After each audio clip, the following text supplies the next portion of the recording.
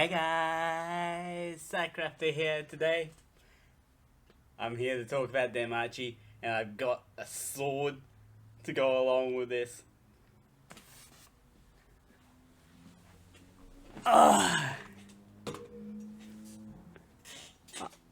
It is so big, I actually have to hold it like back here just so you guys can see it properly. I am amazed at this sword. Because this is Ru Lion's wooden sword from Danmachi, the anime that I'm talking about today. Oh boy, am I excited to be doing this one. This one has been in the works for 3 months. Like, that's why I took my break on the podcast and everything. And we are gonna start off with season 1 of Danmachi. I know I'm recording late as well, but Adventure is gonna be ready for whenever Adventure strikes. I am also nowhere close to organized. Anyways, let's get a start with Danmachi Season 1, starting with Episode 1. And we get some narration that provides background on the world. How it was built for humans for seeking excitement by the gods that descended to the lower world, and that they decided to live with them. They elected to seal away their divine powers to experience life, like how humans do, with difficulties. Except they can't die. They also offered the humans one thing: the power to fight monsters in a dungeon. Don't know why anyone would want that. And those with this power became servants, or familiar, for the gods. They're not really servants, they are just the familiar for a god. In the dungeon is a white-haired solo adventurer named Bell.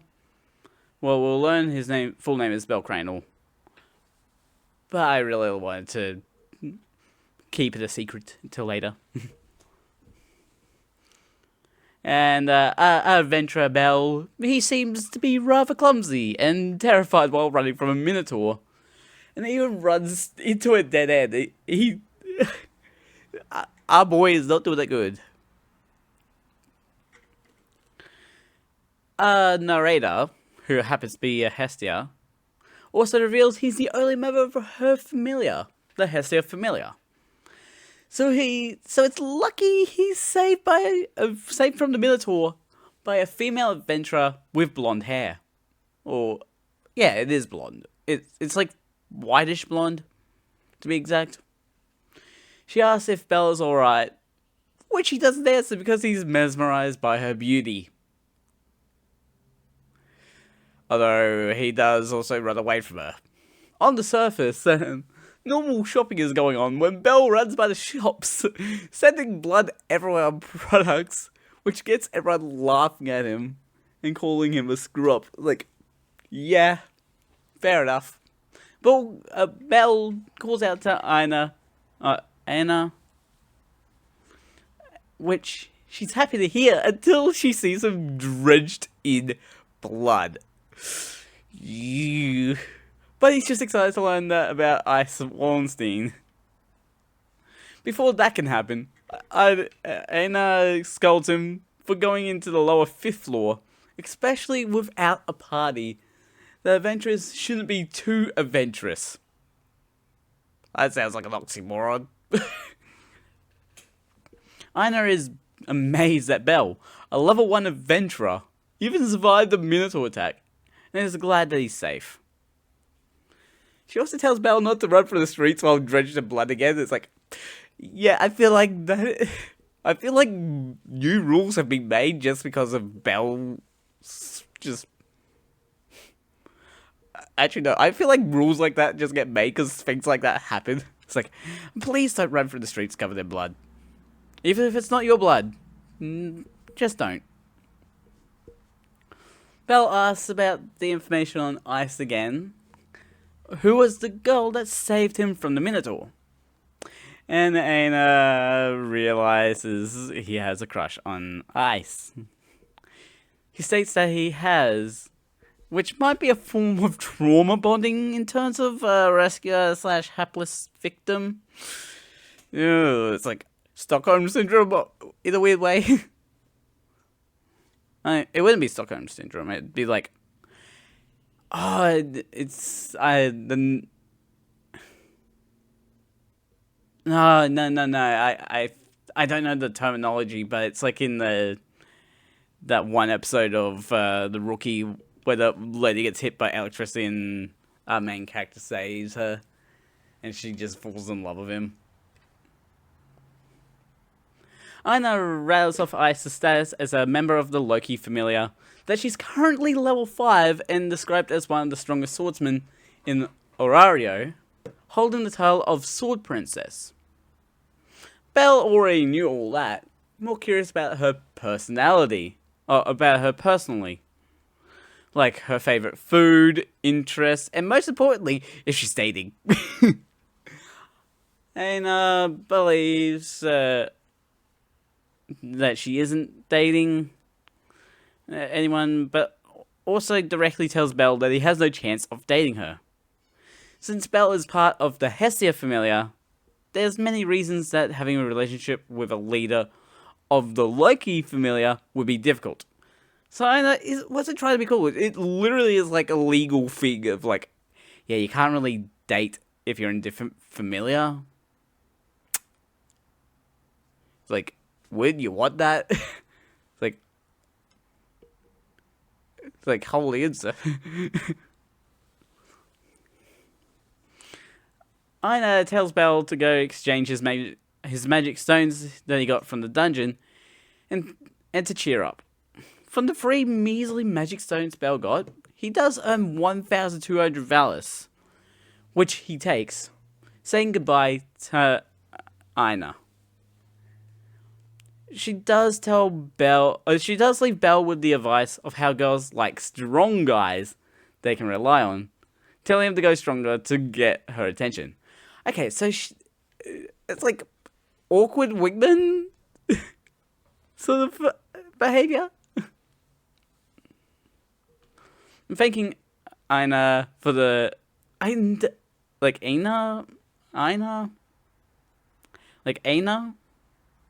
Thanking Aina for the advice, Belle shouts out that he loves her with little awareness of the context, making Aina making her think she was too nice to him. Another narrator, Belle's granddad, says that real adventurers pick up girls in the dungeon.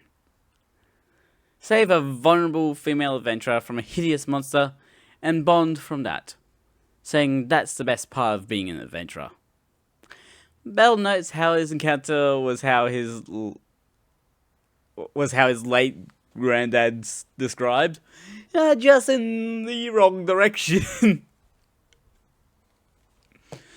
He runs all the way home to a rundown church and gets hugged by his goddess Hestia, who notes he came back early. Mentioning that he nearly died in the dungeon, Hestia checks him for any injuries, saying it would be traumatic for her if he died, because like the only member of her familiar. Belle promises that since he's the only member of the Hestia Familiar, he won't die and leave her alone in the world. Hestia reveals she got a delicious present for Belle, which is a bowl of fried potatoes, and that she got for bringing in a bunch of customers to a food stand. She wants to have a fancy dinner party and won't let Belle get any sleep. Over the fried potatoes, Hestia says she hasn't found anyone else who would want to join her familiar, since she's a no-name goddess. Well, you have a name, Hestia. You're not a no-name. Belle states that all blessings are the same, no matter the god someone serves, but Hestia has no troubles with it being just them for a bit longer, before saying she was just kidding. It's like, Yeah, I definitely don't want to, do you or anything like that. I wish that was a joke. Hestia is bothered by the fact that Belle is doing all the heavy lifting alone, but he notes that she's working too and even brought dinner home. She wishes she could use her divine power, also known as an arcanum, which means secret knowledge.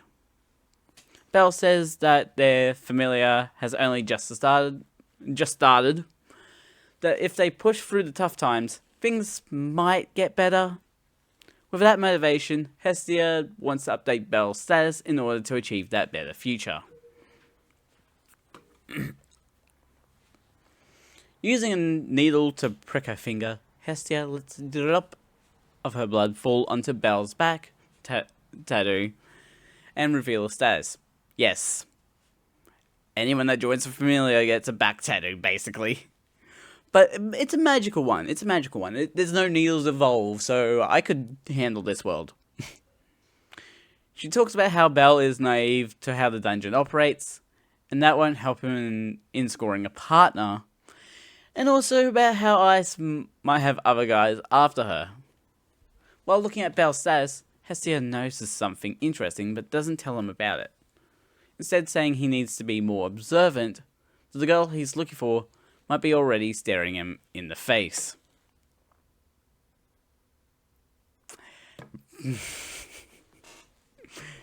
Damn, Hestia. Using a piece of paper, Hestia draws a circle with her finger to put Belle's status on it. Hestia says that since Ice is in the Loki familiar, Belle should forget about her because he wouldn't be able to marry her. Handing Belle his status to read, which reveals his full name is Belle Cranell. He's amazed his agility jumped up a lot, mostly because of the Minotaur chasing him around. Noticing some scribbles next to skill, Belle asks Hestia about it, but she brushes it off by saying her finger slipped while making it. Yeah, it totally slipped.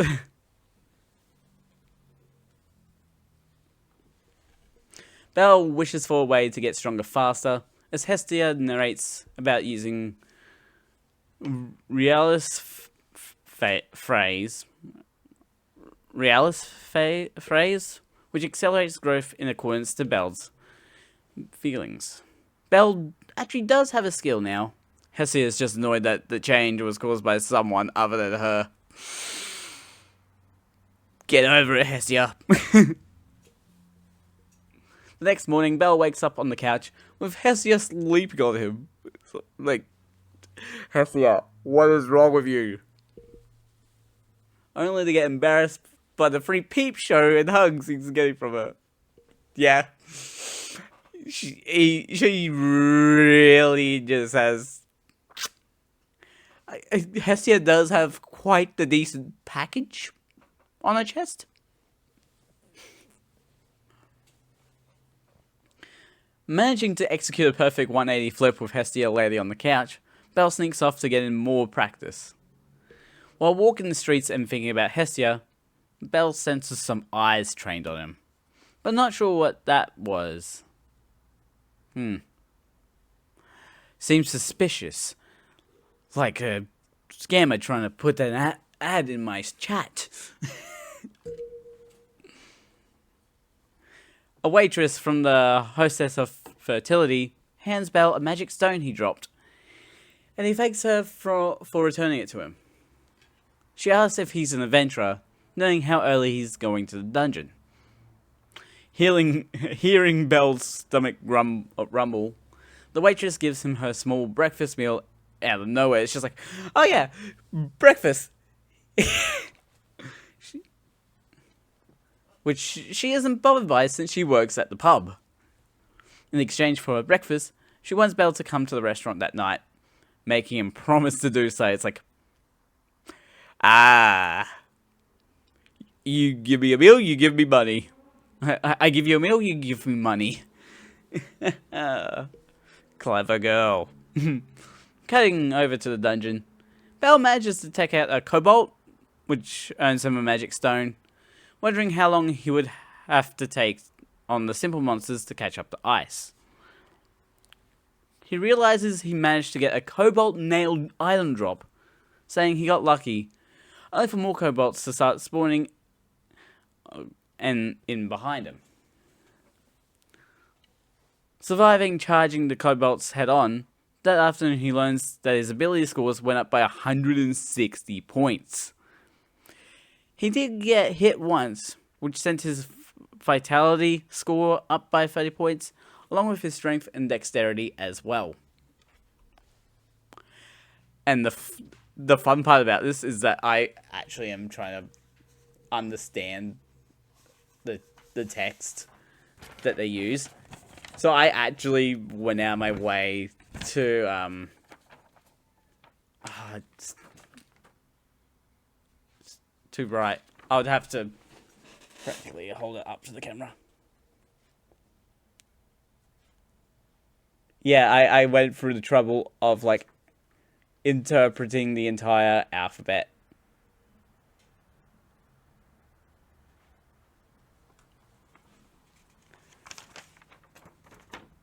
The only letter I'm missing is a capital J. Somehow I haven't gotten that one.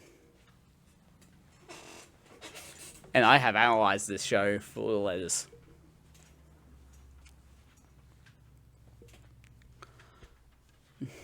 Okay.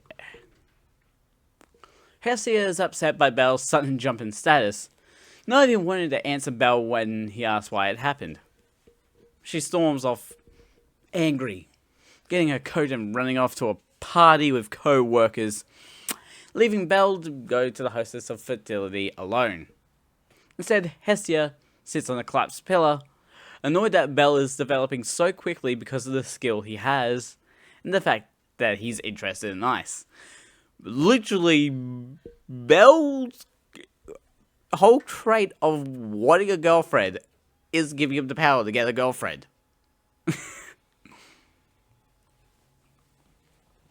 Back at the hostess of fertility, the waitress from earlier introduces herself as Sia Flova.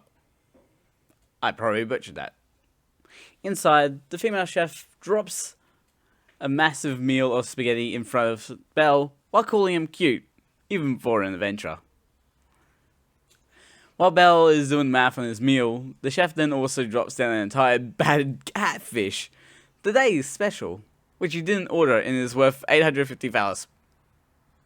Ah, yes. Way to make, literally, like, the ability to bankrupt someone is just drop a meal in front of them and say, yep, you're paying. Even if they didn't order, it's like, that is not how you do a business.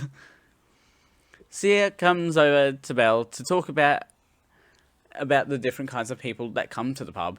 All while Belle is annoyed that she's taking his hard-earned money.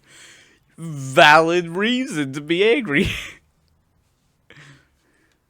With all the different kinds of people that come to the pub, it brings new things Sia can learn and discover.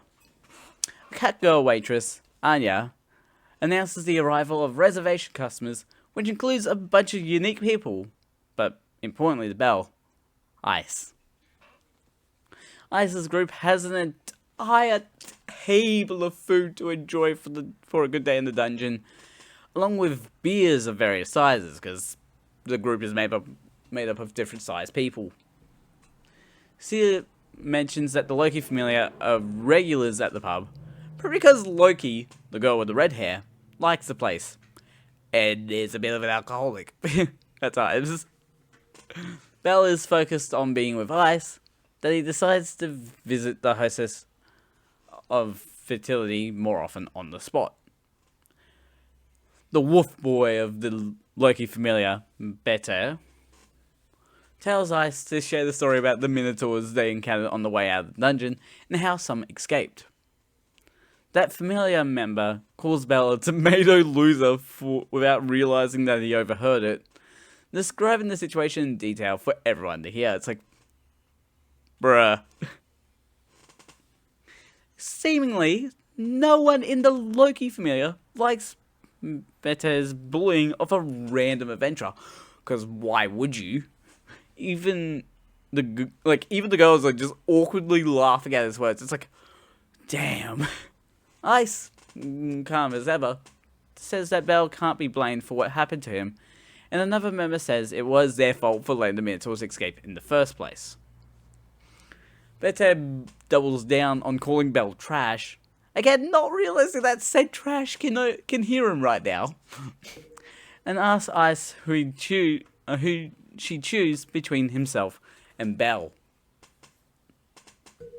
With Bette continuing to talk down about Belle, he runs off, followed by Sia, who is then followed by Ice, and Loki is amazed Belle has the guts to try and dash at Mamma Mia's, who happens to be the chef and owner, the chef and the owner, Mia Grant. Bette gets his comeuppance by being hung up like a turkey pinata to calm down from being drunk. Yes. Leave him there, please. Out of frustration and anger, Belle runs back down into the dungeon, killing frog shooters and war shadows without armor, all to be able to stand next to Ice. By morning, Belle returns to Hestia battered and bruised, telling her that he wants to get stronger. After helping Belle out of his Aventura clothes, Hestia helps him to the bed, saying that he's sleeping on it. It's unfortunate that they only have the one bed and the couch. Hestia also offers to sleep next to him, which Belle is fine with, but it shocks Hestia so much she drops him on the bed and finds a way to slap his slap his butt.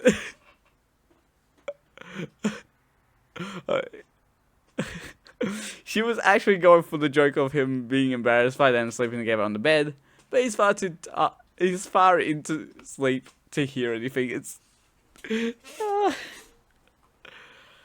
okay. That's an episode 1 right there, and it took me half an hour to get through. This might end up taking 2 whole parts. Checking on Belle's status again, Hestia is surprised to discover how fast he's been leveling, that he's leveling too fast. It's because of his rare skill, something so rare Hestia has never heard of it before. Closing his status, Hestia slaps Belle on the back hard, calling him a cheater, and is considering hiding his status from him out of fear of other gods watching, but she decides to be honest. Belle is again surprised by how much his status went up by, and Hestia states that Belle might be naturally gifted. Hestia promises to give her support to Belle, so she asks him to not do something so reckless again. Belle agrees to keep that promise, and with that out of the way, Hestia announces that she'll be out of town for a while. Okay. Belle returns to the hostess of fertility to apologize for running out without paying for his dinner, and pays his tab, which saves Mia from hunting him down. It's like, yeah. Sia is glad to see Belle came back, and clocks he's going to the dungeon again, offering him a free bento lunch. Mia tells Belle to be grateful to Sia for doing such a thing for him, since they looked the other way because she's convinced them to. She also gives Belle advice as a rookie to focus on surviving first, because that's the way he wins. That night, God Ganesha holds a party, and a few other gods talk about how it's been 4 centuries since they've last seen each other. They call out another god by the name Takemikazuchi, Takemikazuchi, who has a plate full of food, and Hermes, who is teasing Takemikazuchi for his plate of food. The 3 of them are taken in by the side of Freya, who has spotted Hestia shoveling food in her mouth and basket, and goes to talk to her. Freya asks if she's bothering her, but Hestia doesn't like Freya that much. However, it doesn't bother Freya liking Hestia's honesty. Hestia believes Freya isn't that bad, especially compared to, Loki? He calls her itty bitty. At least Hestia needed to talk to Loki about if Ice is seeing anyone, which makes Loki angry that someone else is interested in Ice. Freya talks about how Loki seems different and hasn't seen her in a dress in a while, and Loki just came to mock Hestia, but she fires back about Loki's flat chest because, yeah, we're getting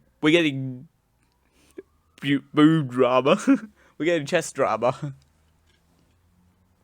Meanwhile, in the dungeon tower, Belle joins the massive group walking up the stairs, seeing people decked out with good items and supporters because it's time for Monstrophilia. Back at Ganesha's party, Loki has picked up Hestia by the cheeks and people are taking bets on what would happen. Hephaestus joins Freya and Hestia, disappointed to see that Hestia and Loki were fighting. Hestia is happy to see Hephaestus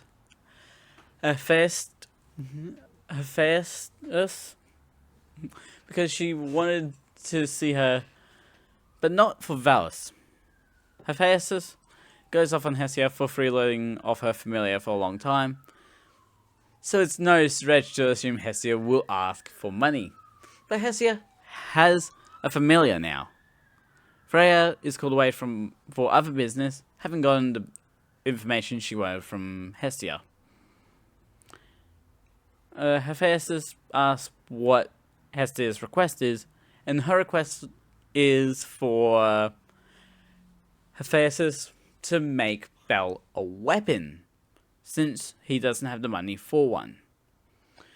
Belle is wondering why the owner of the shop... Oh, this is elsewhere, not at the party. Belle is wondering why the owner of the shop, Lord Iarch, didn't go to the banquet of the gods, but he turned it down because of his small familiar. Instead, he prepares to sell goods, giving Belle 2 elixirs as a way of gaining a favor in the future. Back with Hestia and Hephaestus, they've left the party after Hestia's big scene at the party, and Hephaestus stating her custom-made equipment is really expensive. Probably some of the most expensive stuff in all of the world. Or all of Orario. Hephaestus is just confused about what Hestia is even doing, not knowing of the position of apology, which Hestia learned from Takemika Zuchi. Man, some of these names are so confusing. Takemika Zuchi. Asking why Hestia is begging so hard for help, she says she wants to help Belle grow stronger, unable to do anything for him without help.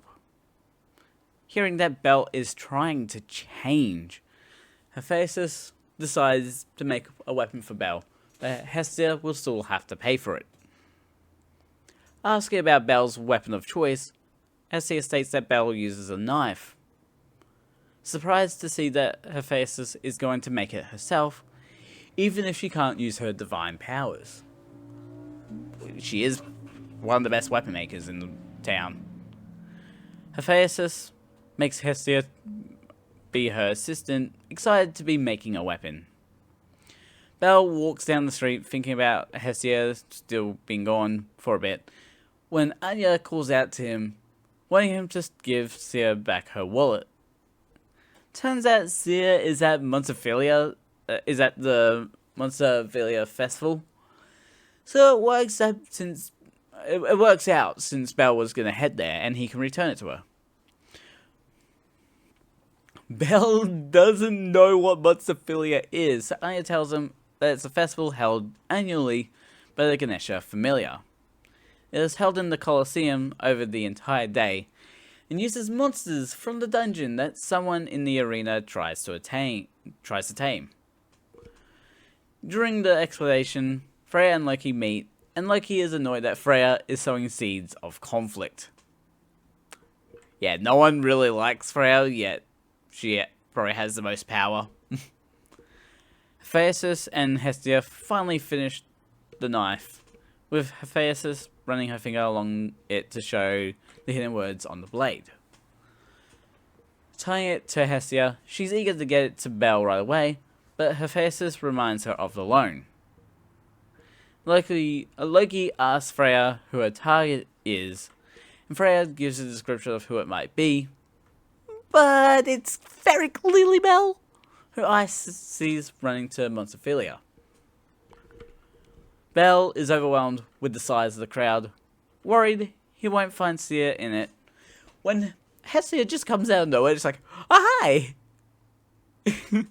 Surprised by her sudden appearance, Belle just looks at her as she drags him on a date against his will. It's like, no.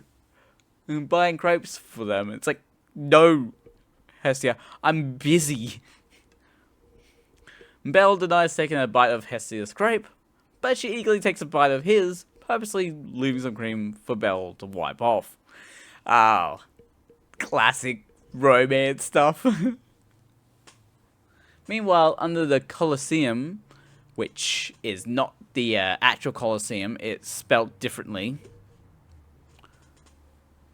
Because it is weird that there's an official Colosseum and then other Colosseums have to have a different spelling.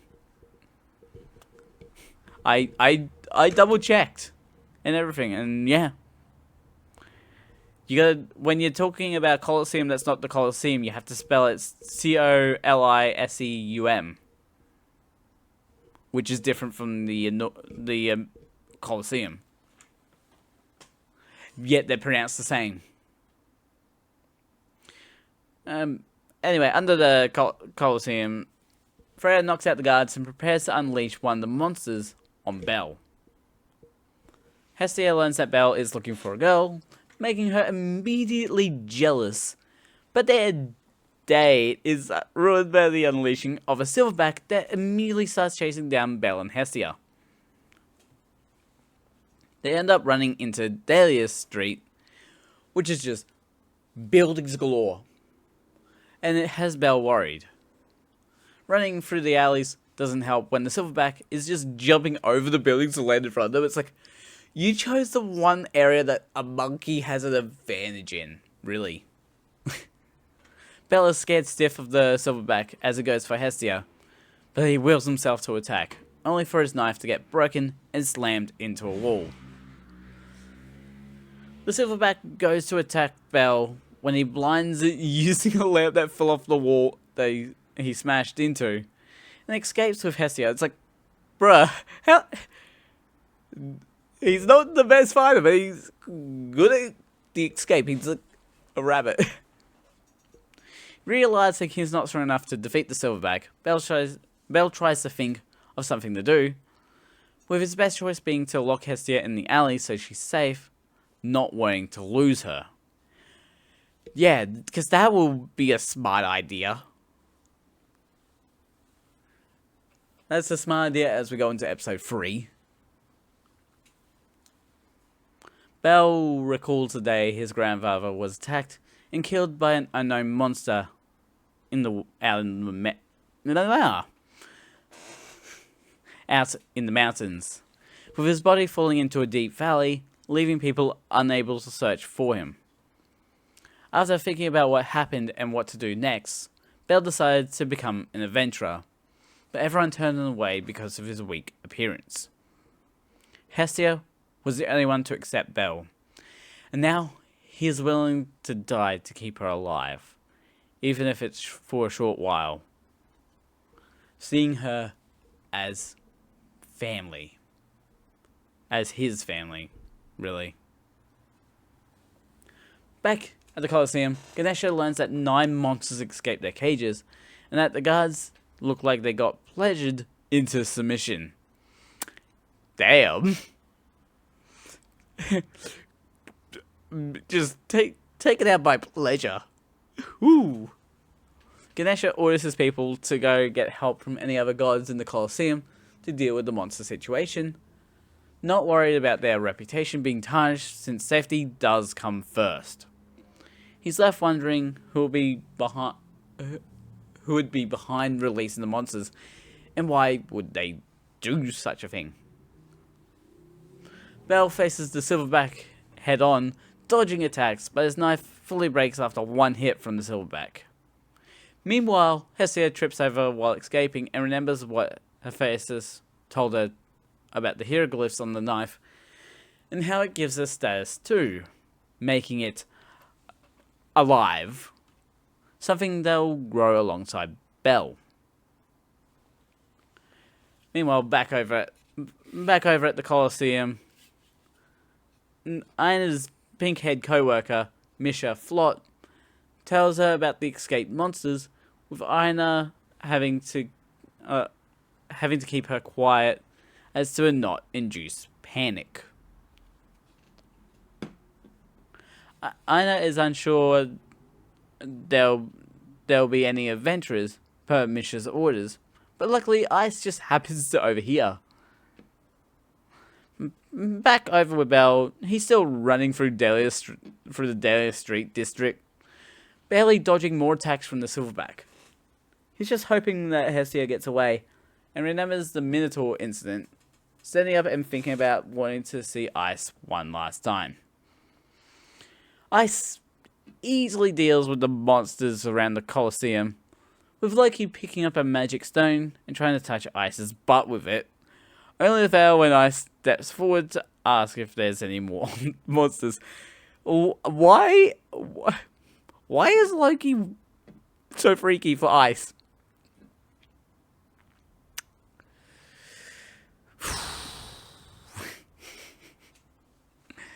Okay. Ina mentions 3 or 4 more, so Ice runs off to deal with them, leaving Ina to hope Bell isn't caught up in this situation. Hestia calls out to Bell, which saddens him a bit, and does clutch up on protecting her from a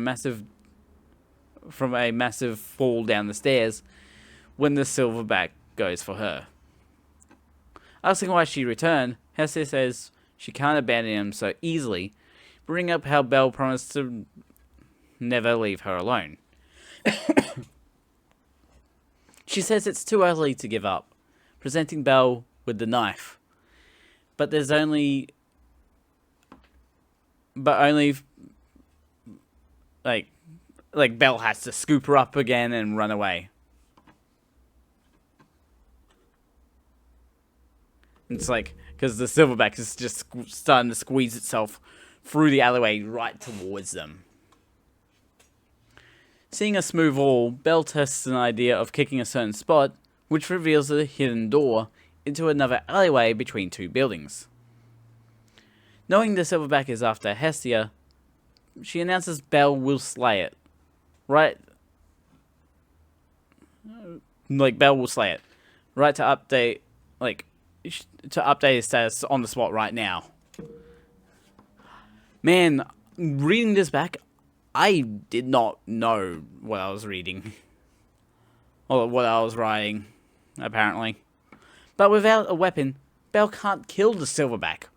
Clearly. And Hestia calls him pessimistic, saying that she believes in him.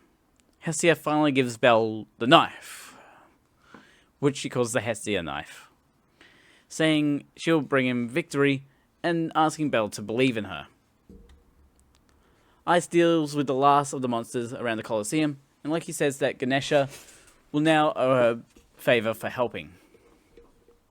That's when 2 of the office workers from Ice's workplace tell Ice about the silverback chasing a young adventurer down Dahlia Street.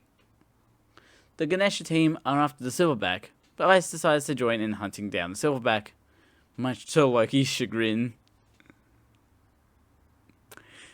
Doing the status update behind a low wall, Hestia pricks her finger on the Hestia knife, remembering Hephaestus telling her to type the type of power it has, and being surprised but it is perfect for a rookie adventurer. Hestia is curious about how much Bell's status has gone up thanks to the Hestia knife, while the silverback spots them behind the wall. She sees that Bell's status has grown by over 600 points, meaning he has enough to defeat the Silverback. Sensing Bell freaking out, Hestia tells him to calm down, saying again that she'll bring him victory. Charging directly at the Silverback, Bell dodges an attack by flipping over it and blocks another attack with the Hestia knife, which the chain breaks against on impact. So now this Silverback is going to be even more dangerous. Bell is surprised by how strong the Hestia knife is, and Hestia shouts about how the knife will grow stronger as he does. Casually jumping onto the Silverback when it throws a punch, Bell slices its mouth restraint off after running up its arm. So really, he's helping out the Silverback. After being flung into the air from a chain still attached to the Silverback, Bell uses a washing line to launch downwards, cleaving the chest plate in two. Dodging attack after attack from the Silverback, Bell takes the opportunity to stab the Silverback right in the heart. Damn. Step through the heart and you hope to blame. Everyone in Dahlia Street congratulates Bell on defeating the Silverback, while in an alley, Ice was watching, and Loki missed the entire thing. Loki tries again to get a hold of Ice by the lower cheek, only to get hit in the nose by Ice's sheathed longsword when she moves. Out of nowhere, Hestia suddenly faints, leaving Freya, who's watching from above, to say it's possibly wasn't a nice thing to do to Hestia. Yeah, putting her in danger is just idiotic. Back at the Colosseum, Ganesha is cleaning the place with his people, saying how a lot happened today, but his people did well, and he's extremely satisfied with their work. Aina, back at the office, writes up how there weren't any fatalities or serious injuries, but doesn't know who was behind the escaped animals or why they did it. At the Hostess of Fertility, Bell sits outside of Hestia's room, and Sia checks on him to ask about Hestia, but she was just exhausted. It's like, yeah, a lot happened and it's just took the energy out of her. Sia blames herself for what happened to Belle, all because she forgot her wallet, but he says it wasn't her fault. She also shares what she heard for the townspeople in Dahlia Street, and they all said Bell was very brave when he fought the Silverback. Bell believes he wasn't all that brave because he ran away, but Sia actually saw a bit of the fight, and she has fallen for him. I smell a harem. He thinks Sia is just teasing him, but his attention is brought back to Hestia when she wakes up calling his name. Belle tells Hestia that she scared him when she collapsed suddenly, and she apologizes for worrying him over exhaustion. He also tells Hestia that he learnt from the Hostess of Fertility waitresses that the other monsters were defeated mostly by ice, so yeah. His next question to her is about the knife, finally having a chance to discuss where it came from. Noted the name Hephaestus, which it's spelled with an I in the anime. Like, I personally do research on names, and Hephaestus, the way I have it spelled, is the way it's supposed to be spelled. It's like it's the name on the scabbard.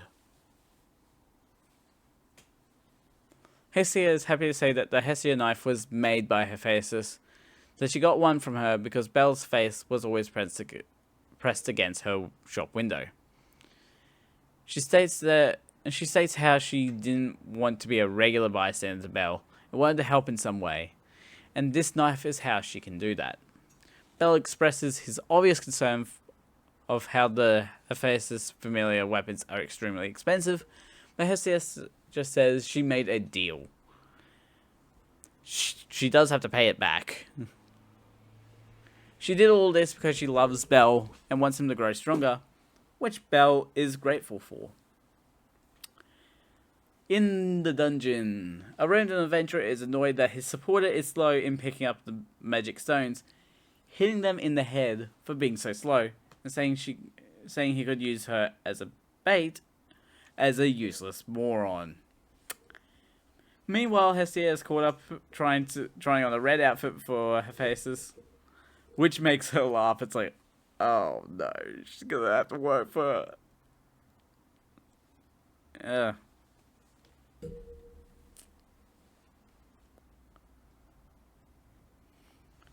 Okay, we're at episode 4. I'm wondering if I should just do half, because I'm already at, I'm on page 8 of my notes of 158. But I'll keep going for now. And they're surprised to learn that Bell wants to go to the 7th floor not long after what happened with the Minotaur. Bell explains that he has gotten a lot stronger since then, and that his basic abilities have already reached rank E, which Anna doesn't believe until Bell shows her. He gets a bonus shock to see Bell's agility is rank D. Aina has to grant Bell access to the 7th floor with how good his abilities are, but Bell needs something else now, and Aina asks if he's free tomorrow. The next day, Bell meets up with Aina, who's dressed like it's a date, making Bell a bit shy, commenting that Aina looks younger than usual. Aina says she's 19, shoving Bell. As a side note here, he's 14. Bell is 14, and Aina hears a 19-year-old shoving his face into her chest and wanting an apology. It's like,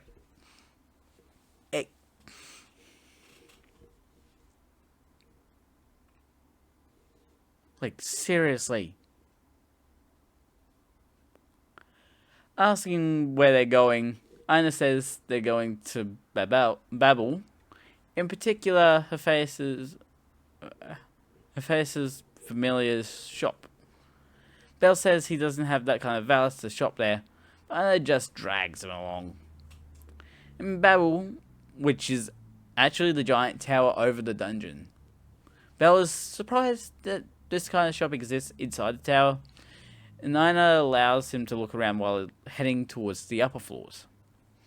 Bell is in shock at the 30 million price tag for one sword, only for a priceless shock of his life to who walks through the door. Hestia working at the store in the red uniform. It's like, huh? Oh no.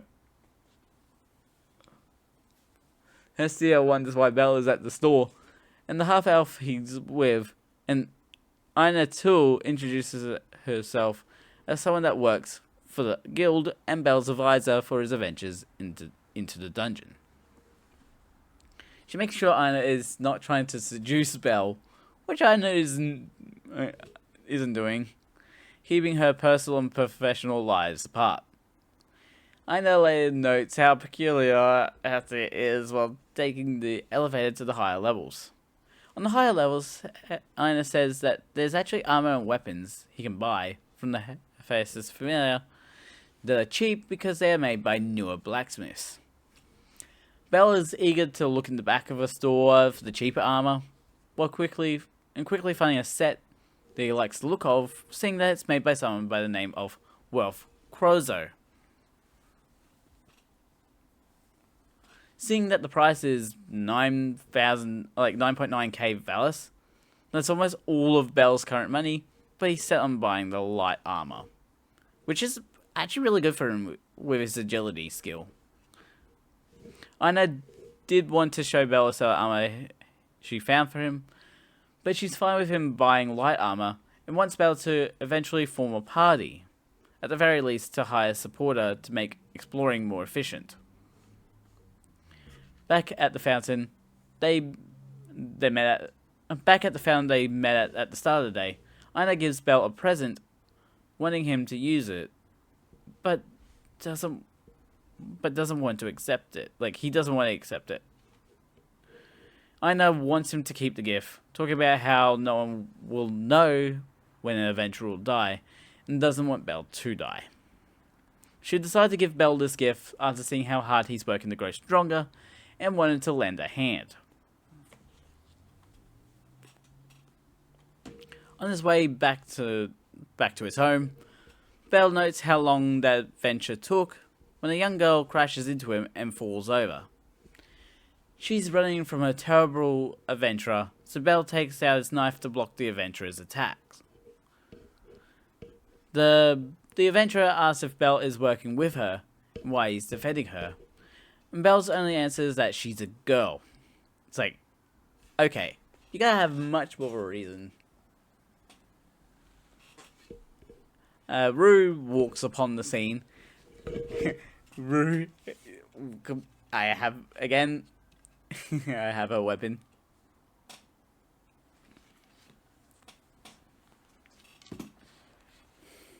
Yeah, Rue walks upon the scene, telling Belle and the adventurer to break up the fight, and warns the adventurer not to test her because she always goes too far. She apologizes for interfering with the situation, and in the midst of the scene, the young girl escaped. Mentioning that Sia would be sad if Belle got hurt, Rue tells Belle to be careful, continuing on her way home. The next day, Belle kits himself out with the new armor and the gift Ina gave him, which is an arm guard. Okay, that's pretty cool. Heading to the dungeon, Belle is thinking about supporters when one appears behind him, and he recognizes her as the girl he protected last night. Turns out she's offering her services as a supporter to Belle, and clears up that she's a Tianfrop with canine ears, which Belle mistakenly pets. Belle asks why Lilaruka picked him of all people, and she states that it's rare to see an adventurer that has a backpack. Okay, yeah. That does make sense. Saying that he's actually considering getting a supporter, Lilaruka begs to be his supporter because she's dirt poor. Belle gives her a test run for the day. As the scene cuts to Belle cutting up killer ants with ease, the arm guard proving useful, and with kicks strong enough to break necks. And a little fun detail of the killer ants, much like regular ants, they have a green blood called hemolymph.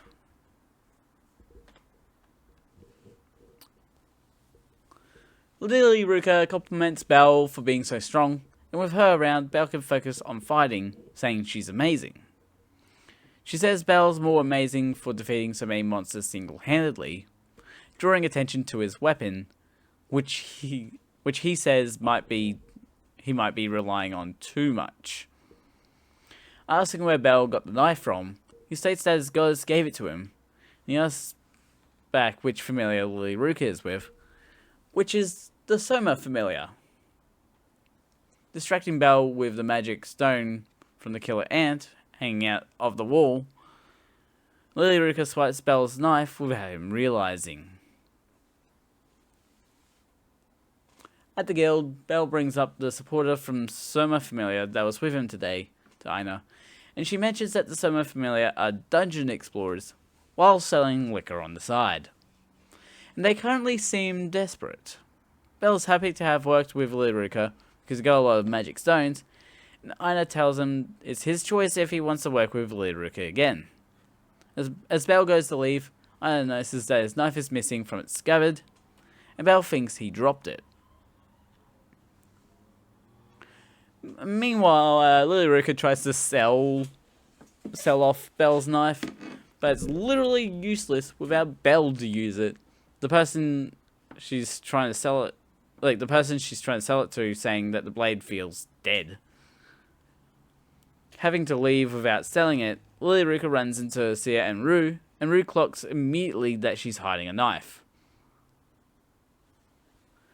And Lily Ruka tries to lie that it's her knife, but Rue knows it's not hers because, like, literally Belle was using it last night. And she uses a coin to disarm it. It's like, losing the knife, Lily Ruka makes her escape, only to run into Belle again, and he gets his knife back from Rue. Belle says he'd never drop the knife again, and that's when he learns that Lily Ruka had the knife, with Sia telling Lily Ruka not to mess with Belle's knife again. It's a good thing Belle ran into Lily Ruka, because he was looking for her to ask her to join him in the dungeon again.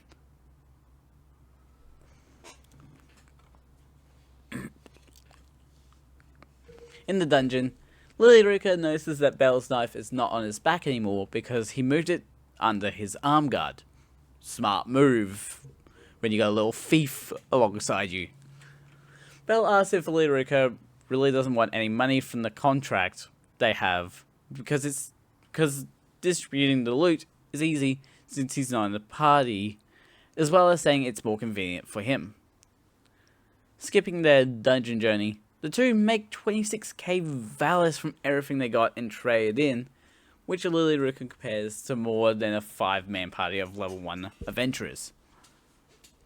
Belle talks about how lucky they are, using a modified idiom of every rabbit having its day, which Lily Ruka doesn't understand, and that they can keep getting better.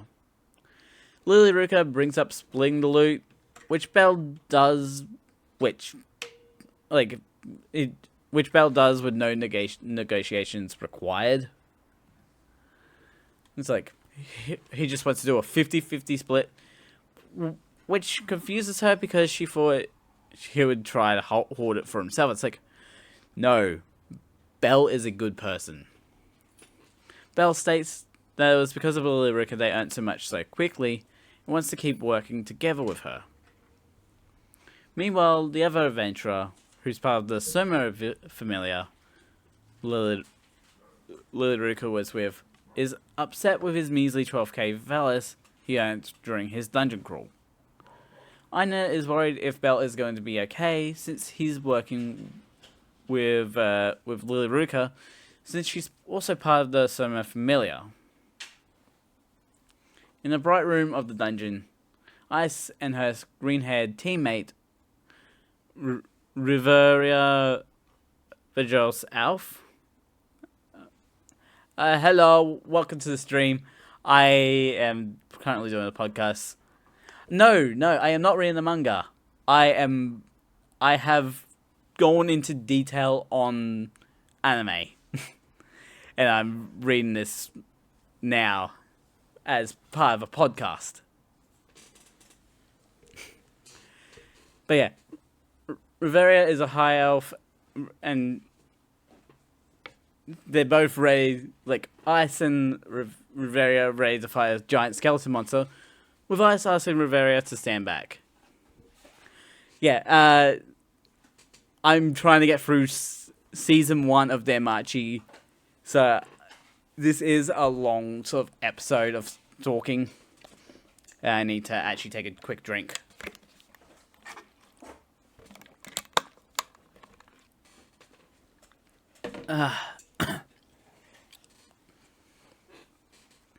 Freya sees Belle and Lily Ruka leaving Babel, changing her choice of sitting back and watching to being proactive, wanting to toy with Belle. Retrieving a white book titled "The Modern Magic Even the Goblin Know," from her shelf, she's planning to make Belle show his power to her. Hestia stumbles through the streets, exhausted from work, annoyed that his face. I do post them on YouTube.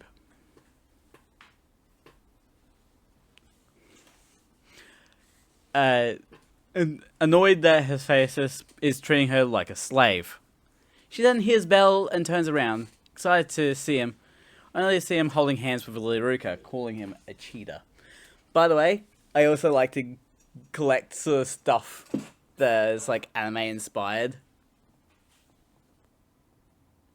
So yeah, I got a sword based on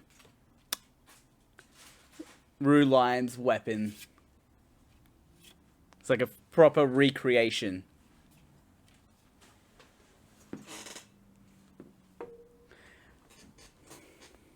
In fact, I'm going to take a quick moment. I'm going to put it up the back here. I'm going to swap this one out for this one.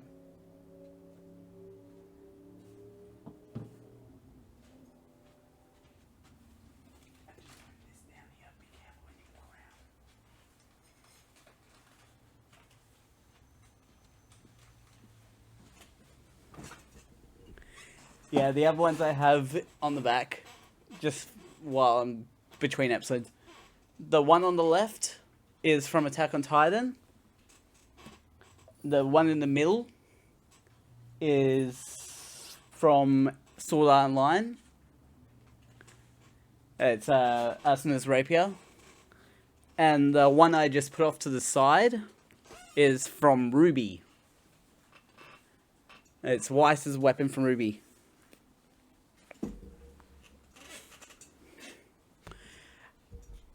Anyway, I gotta get back into the notes because I'm trying to get through all of season 1. And I'm only at episode 5 so far. At a random pub, Hestia breaks down to Lord Miach that Belle is cheating on her. Only get the response that Belle belongs to no one. But she's so upset, she hammers back 4 takens of beer and screams about how she loves Belle. You okay, Hestia? Why is Hestia so determined to get with a human? The next morning, Hestia's head is killing her from getting so hammered, but she acts like nothing is wrong. It's like, yeah, you're definitely not screwed up in the head. Belle wants to repay... Belle asks when Hestia's next day off... like when her next day off is, because he's been making lots of money lately and wants to repay her for everything she's done for him with a nice dinner. Hestia sees it as a date and wants to go today, immediately feeling better. It's like, damn. Curing alcohol, like, curing a hangover with a date. announcing they'll meet at 6 p.m. at Amour Square on Southwest Main for their date. Yeah, date. She prepares for her date with Belle by relaxing in the spa in the Divine Bathhouse when she's joined by Demeter, who is immediately taken in by Hestia's chest floating in the water. I did write breasts here, but probably not the best word to use on YouTube or Twitch. But yeah, I've said it now. When Hestia announces she's meeting someone after her time in the spa, Demeter seems to be shocked by her meeting a guy. This is because back in heaven, Hestia seemed to have no interest in guys, and Demeter announces it to everyone, with them all wanting to know who. Hestia admits it's a human from her familiar, which amazes everyone. And Hestia leaves annoyed, but still answers that she likes everything about him. While waiting at Amour Square, Belle looks around and sees couples together when Hestia shows up ready for their date. And yes, every time I say date in this context, it is quotation marks, because it's not supposed to be. Annoyingly, everyone from the Divine Bathhouse followed Hestia and knocked her down to ogle and manhandle Belle. Like, What?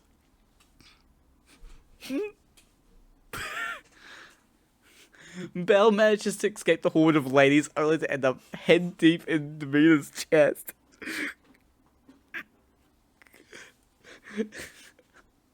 Hestia steals Belle from Demeter's grasp and runs away while dragging him along, with the divine bathhouse ladies giving chase. It's like...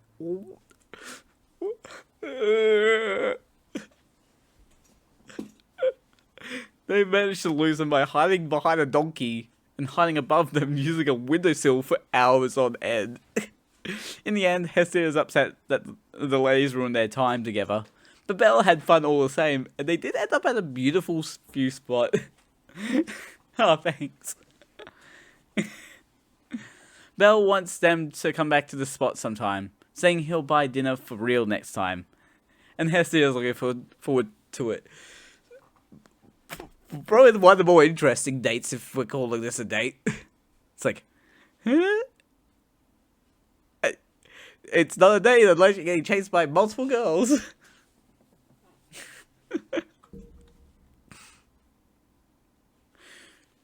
Meanwhile, Lilyruka Ade gets her money taken from her by an adventurer who calls her useless and wonders how she's even part of the Soma Familiar, kicking her down some stairs. There's a lot of stairs to be kicked down around Orario. Lilyruka is just glad that her debt is almost paid off, still dedicated to selling Belle's knife for a big amount of money, describing Belle as weird. Yes, that is true. He is weird. He's also really good at what he does. At the guild, Misha mentions how another familiar adventurer fought with the money exchanger. Aina wonders why they seem desperate for money, but they sell lots of liquor, so it shouldn't be an issue of money for them. Once again in the dungeon, Belle defeats more killer ants, and when a needle rabbit knocks Belle down, Lilyruka saves him from a killer ant attack with a blast of her fire magic sword, Rika. Not to be confused with Rika from Higurashi, because this one's spelled with 2 Ks.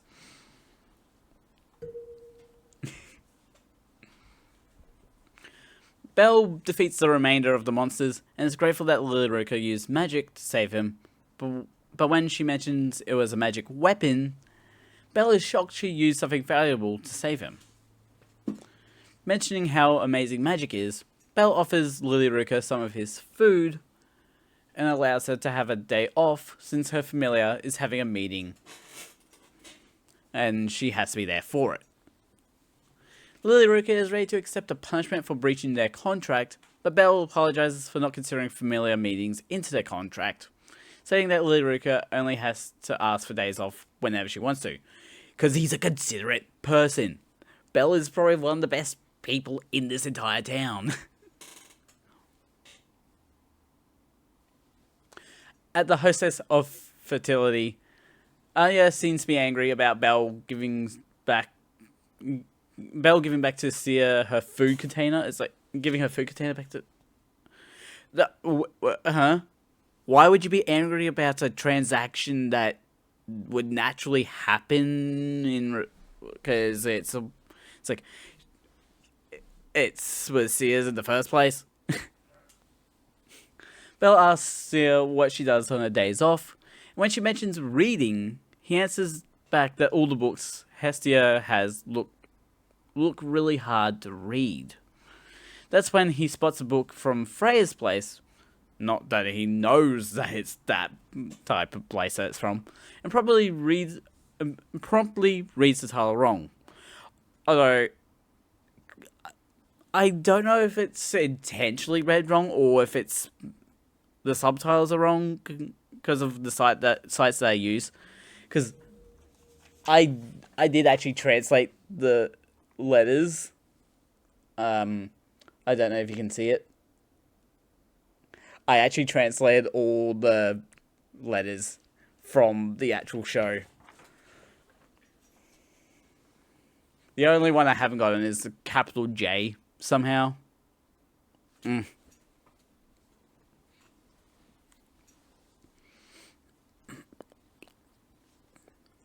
A customer left the book at the hostess of fertility, and Sia decides to just lend it out like a library book, which insane thing that happens here.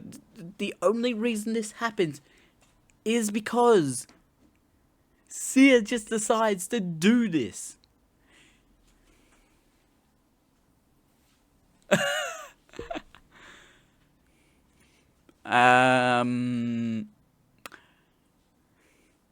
Can I choose neither?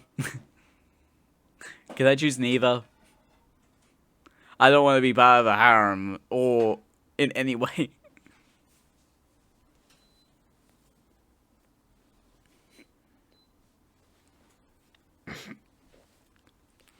In my choice, neither. Back at home, Belle pulls up a table and stool and sets to reading the book, which talks about two types of magic. There are those of certain races born with magic, and the fauna, which is granted by a deity's blessing and described as self-expression. While reading, Belle is drawn into the book and reflects on what magic is to him, which is the power to defeat his inner weaknesses and become stronger. To Belle, magic takes the form of a red flame, one he sees as something that doesn't suit him.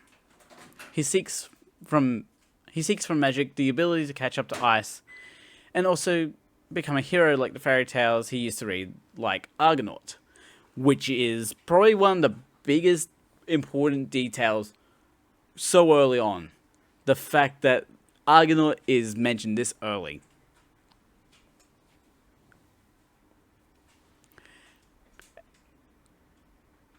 Belle wakes up to Hestia standing over his sleeping body, curious as to what he's doing. Hestia learns that the book Belle was reading put him to sleep. When he checks his status, she's shocked. When she checks his status, she is shocked to see that Belle can wield magic now. It's like, huh?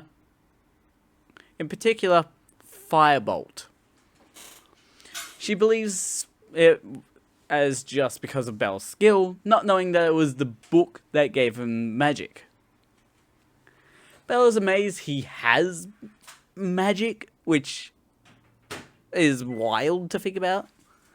So Hestia has to explain he needs to recite an incantation to use magic, which usually appears next to the magic section of the says, but Belle just says Swift Strike Magic. Yeah, it is a good anime. Like, so Belle's magic that he has with Firebolt, he could just use it at will. He could just like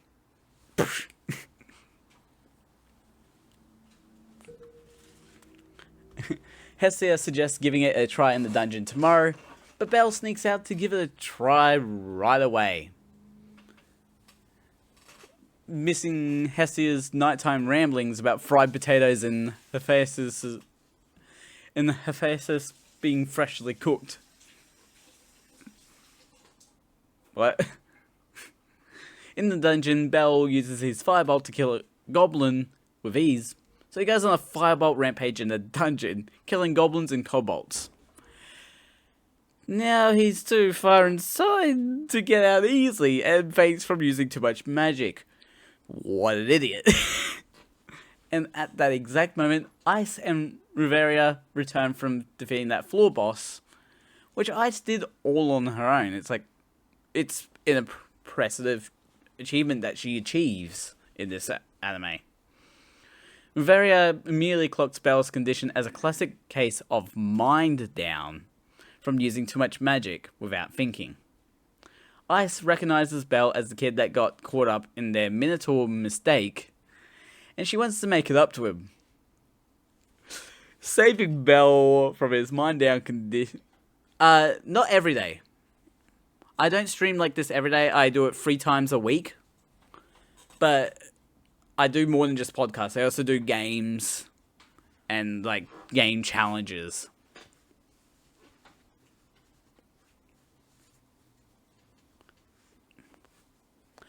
Anyway, saving Belle from his mind down condition, Belle gains the energy. Belle wakes to see ice over him and calls her mum. At the moment, I am playing Lingo 2 and Satisfactory. But I've been trying to get into, like... I'm currently trying to work my way through the Zelda series. And mainly puzzle games I like. But, like, if I can think of a challenge, I like to try and do challenges. Also, can we come back to the fact that Belle just called Ice Mum?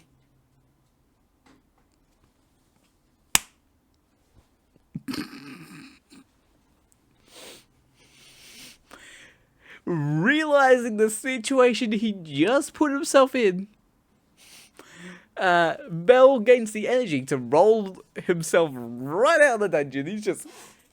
He Sonic Balls his way out of the dungeon.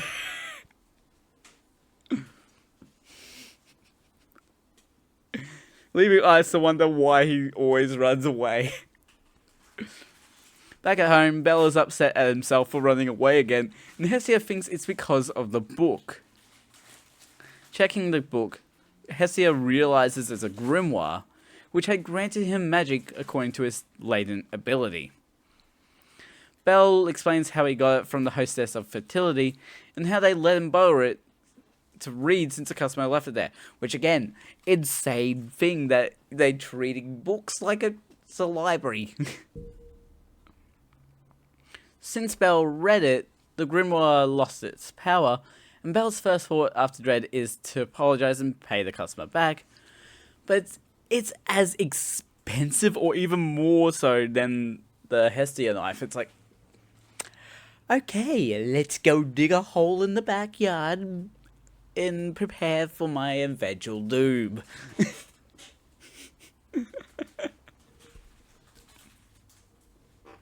Hestia tells Belle to lie and say he didn't read the grimoire, and that she'll take care of the rest.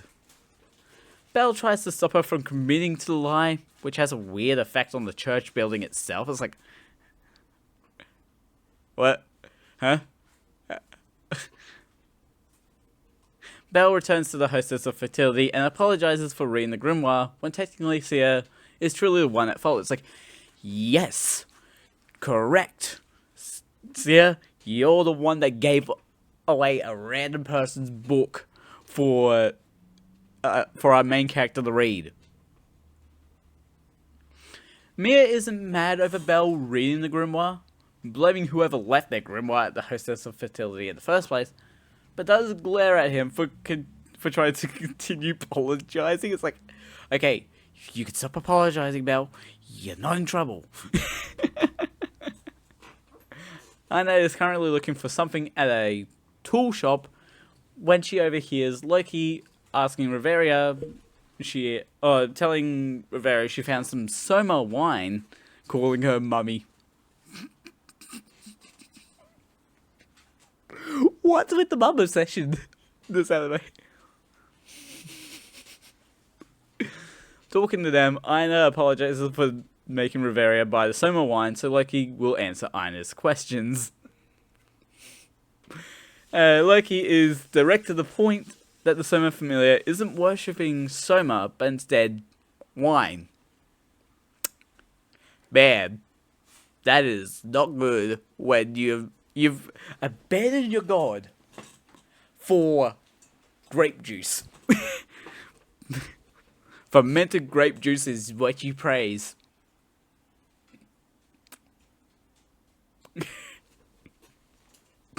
Somewhere else in town, Lily Ruka is being tracked by someone, and at the fountain, she gets snatched by the backpack. Belle sees her in the bushes being hassled by someone when the bad adventurer from before blocks his path to her. The adventurer wants to work with Belle to trap Lily Ruka, thinking they're both after the money she saved up.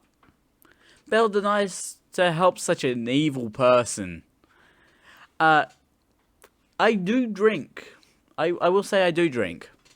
But I don't drink wine.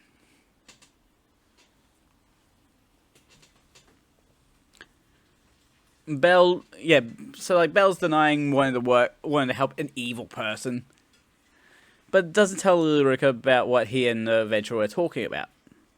However, Lily isn't telling the truth about what's happening to her, so the trust still isn't there just yet, and she's considering leaving Belle. It's like, okay. Humanity, like, humans are the worst.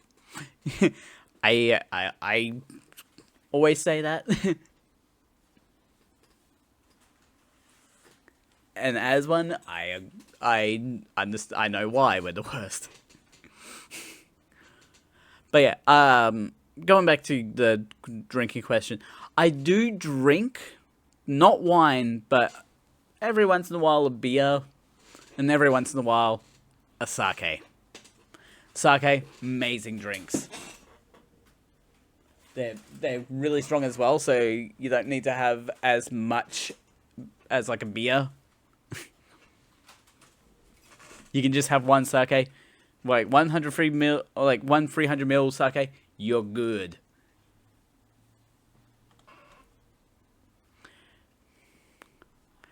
Oh, we're up to episode 6. Where after this one, we'll be halfway through.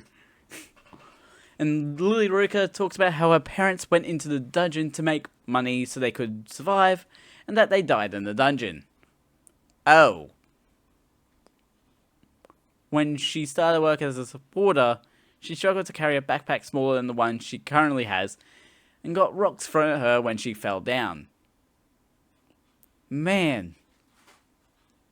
The adventurer she worked for denied her decent food, shoved her away from the table, and threw minimal scraps at her like a dog. Whenever Lily tried to earn balance in other ways, her adventurer tracked her down and ruined whatever shop she worked at, which all led to Lily hatred of adventurers. Okay. Give me a moment. Give me a moment here. Where's this adventurer? Where's this adventurer at? Where is this adventurer at? The absolute worst person. Like, I'm willing to go to battle for this, for Lily. Yeah. Anyways, Loki is enjoying her summer wine purchase, while Aina is watching and waiting to ask her more questions about the Soma Familiar. Aina wants an elaboration to the worshipping their wine story. And Loki says it's actually their perfected wine they sell to no one. This wine is so perfect that one sip is enough to get a person completely wasted. And the people in the Soma Familiar are in it just to drink it. Damn. We got a whole familiar there. There's a whole bunch of drunkards. I will say, if this sword takes on creatures bigger than anything else. Like, it is probably one of the strongest swords in the entire anime. It doesn't break until volume 4, or like season 4. Like, it lasts.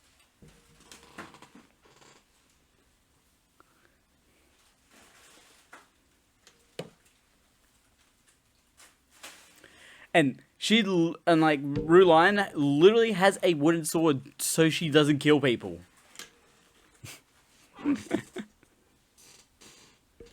Oh, okay.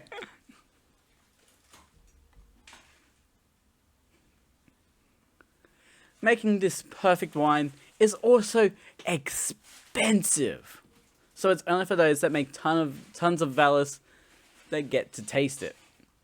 Tasting it makes them addicted and therefore desperate for cash to the point of ripping off or abandoning companions.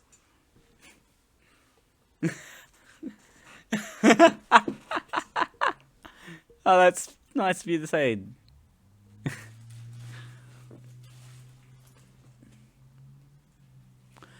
Since Aina got the information she needs, Loki gets up and takes Ice with her to update Ice's status, while also being warned about getting too handsy by her. No. No, Loki, no. Aina notes how interesting Loki is to Reveria, but she mentions that Loki is sharper than she looks and trusts in her familiar.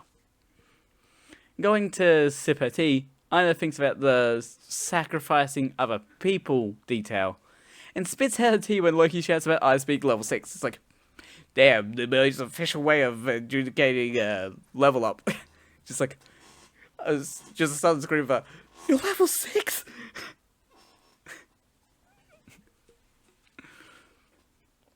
Meanwhile, Lily-Rika prepares a bag of boiling liquid stink. Yeah, she's making stink bombs. If going by the mask she's having to wear while making this. It's like, damn. She literally is about to throw stink bombs at everyone. At the same time, Belle brings up the troubles Lily-Rika seems to be having and wants her to stay with them for safety. Hestia, based on everything Belle told her, believes Lily-Rika to be shady, questioning if Belle had really dropped his knife.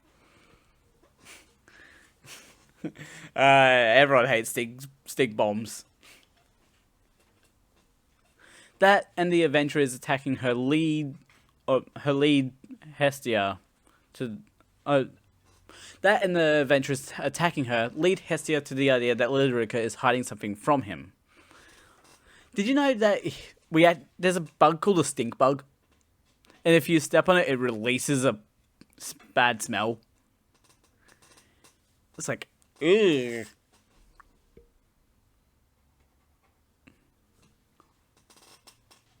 The next morning, Lily-Rika suggests they go down to the 10th floor lower, to the lower 10th, lower today. Man, my English really went bad there. The next morning, Lily-Rika suggests they go down to the lower 10th floors today, because Belle's strong enough to do it. But Belle reminds her that he only survived the 7th floor because of her magic weapon. He's also reluctant to go down that far, since that's when the bigger monsters start appearing.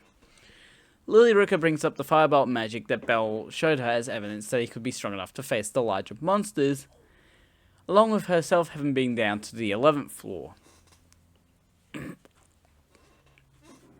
Aina was preparing to go talk to Hestia, but she's been roped in to do the Babel inspection.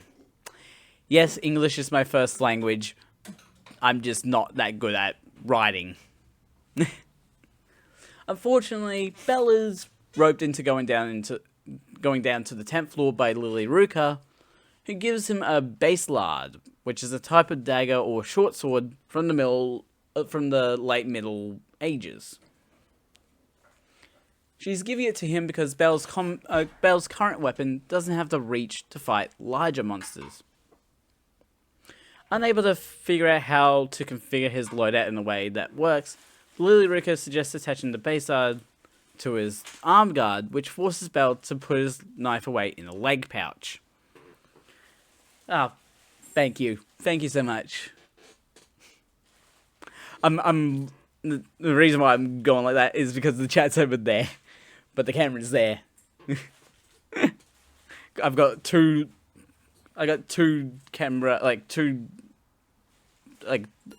desktop laptop setup. On the surface, Aina thanks Ice for saving Belle from that Minotaur, and Ice learns his name is Belle Cranel.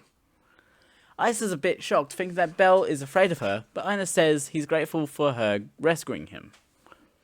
Behind them, they hear the bad adventurer talk about Belle and Lily-Rika, and that they have a plan to seemingly deal with Belle. What do you mean it's a bit far?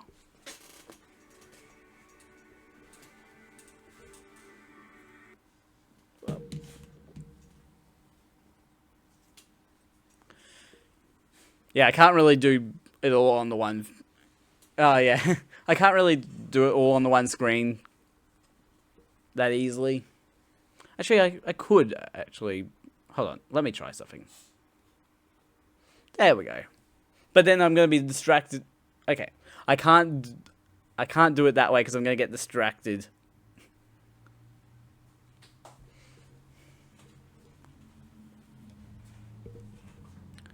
Okay. Yeah, Anna is sort of forced to ask Ice for a favor, which is basically to go help Belle.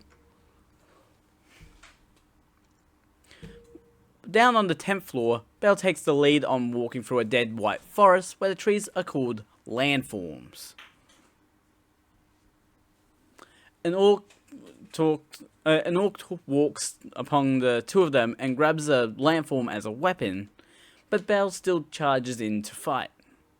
Up in her face is... I cannot pronounce that to save my life. Like, it's spelled like that.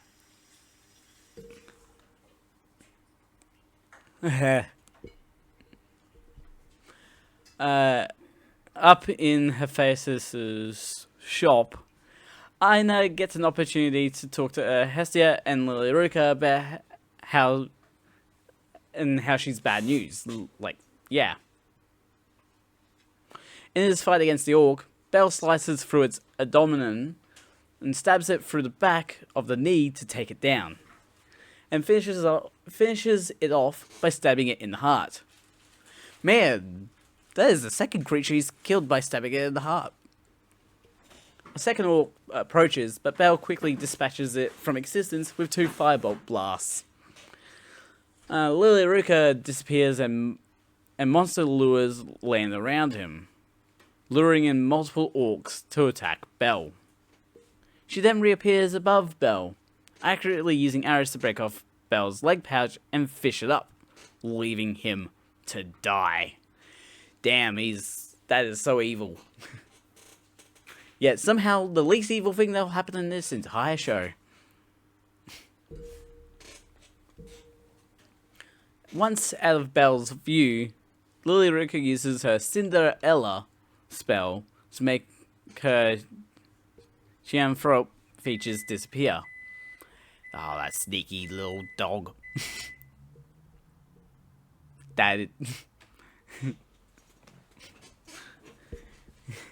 She believes that Belle learned everything from the bad adventurer and prepares to try selling Belle's knife again and to earn her freedom.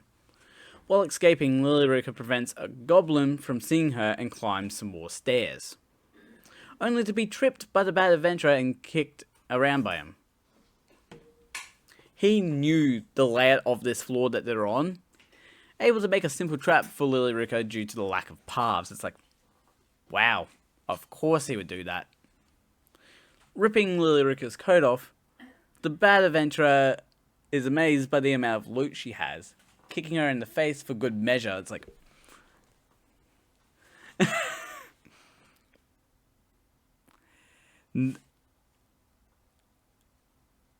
Nah.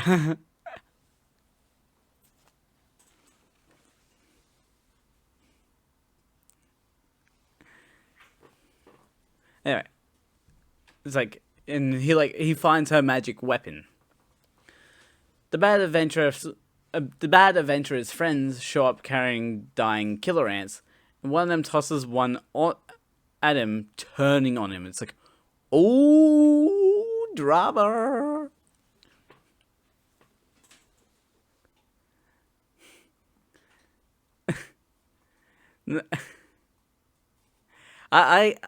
I'm not always this cute.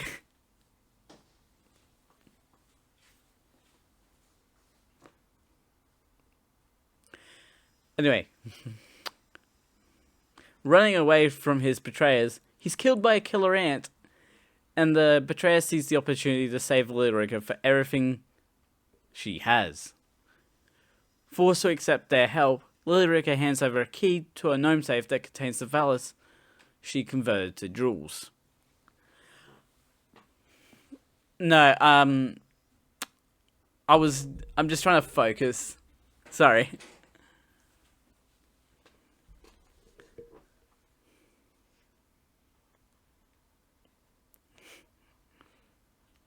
Yeah. I do need to focus on reading. With all the killer ants around, Kanu, the Chianthrope of the betrayers, wants Lily Roker to be a decoy, breaking the promise immediately and wanting her to die. Wow. Just the worst. Lily Roker cries about considering giving up and how how she's weak and small, being swarmed by killer ants, when Belle saves her with a firebolt. Aina wants Hestia to help convince Belle to fire Lily Roker as his supporter, but Belle is dead set on having her as a supporter, or because she looked lonely like he was. Belle did get lost in the fog of the 10th floor, but he got saved by ice without realizing who saved him.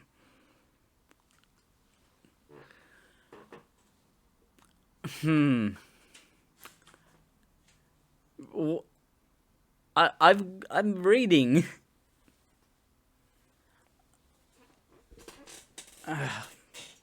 Okay, I'm actually like, I am really good with numbers, like rather easily so.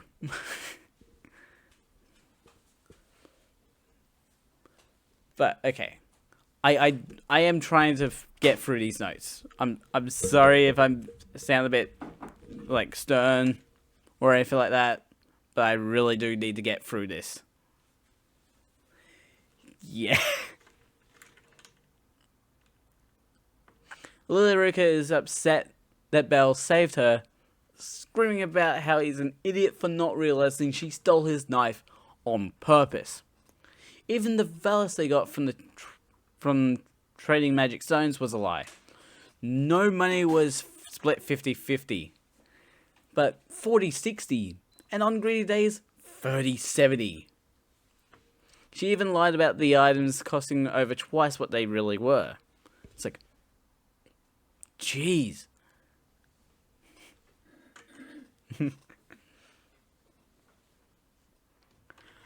With all that knowledge, Belle would still save her just because she's a girl, which makes Lily Roker call her a womanizer. Yeah, that is pretty much on the nose. So Belle changes his answer to the fact that she is who she is, not needing another reason to save her. Belle tells Lily Roker to tell him if she's ever in trouble because of how dense he is, and he won't know if she doesn't speak up. Out of the dungeon, Belle apologizes to Aina for worrying her and losing the arm guard she gave him, but he's just happy to see him safe. Over at the fountain near the dungeon, Lily Roker sits alone, having gotten her coat and backpack back, when Belle appears to mimic their first interaction with reverse roles. Ice, after having saved Belle from the orcs, is still disappointed that she didn't get to apologize, but she does find Belle's arm guard, which is going to be very useful for her later on.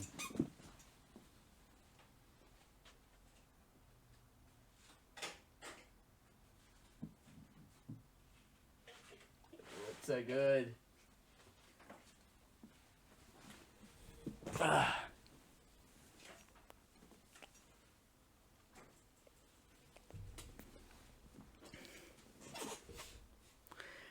Okay, we're past the halfway point and we're... I am worried that I'm going to be going over 3 hours. Freya notes that...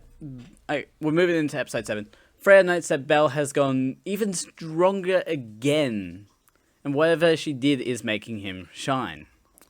However, there's one thing holding Belle back, which is that Minotaur he almost died to not long ago. Since that barrier can only be broken by true adventurers, Freya leaves it to Ota to push Belle through the barrier. Or Otaru? Either version is correct. While walking about the damaged part of the city, Belle once again touches Lilyrika's ear, which triggers a reaction of emotion from her. Lilyrika explains that anyone that doesn't know of her ability won't recognize her, allowing her to trick people into thinking she died in the dungeon. She asks again if Belle is really not upset with her over the whole tricking him and lying deal. And Belle confirms he's not mad in the slightest. He has a heart of gold that will forgive anyone for the slightest thing they do against him.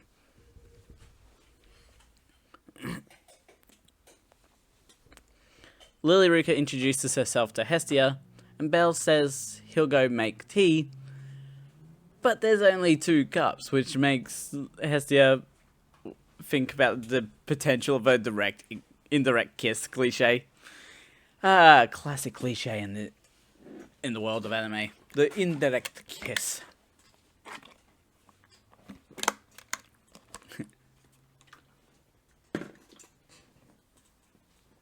Focusing back on Lilyrika after hearing Belle thought she was joking around, Hestia asks if Lilyrika will ever betray Belle again, and she swears she'd never do it again to the Hestia Familiar and herself. Hestia admits she doesn't like Lilyrika because of the sudden switch from lying to trying to win Belle over, and noticing her sad face, Hestia clocks exactly how she's feeling and calls her selfish. It's like, yes, we are, like, everyone is so on the nose with how everyone acts. Even after saying all that, Hestia says to please watch over Belle so he doesn't get scammed by other people. Because what better way to protect people from scams than by making use of a scammer? I am not taking friend requests.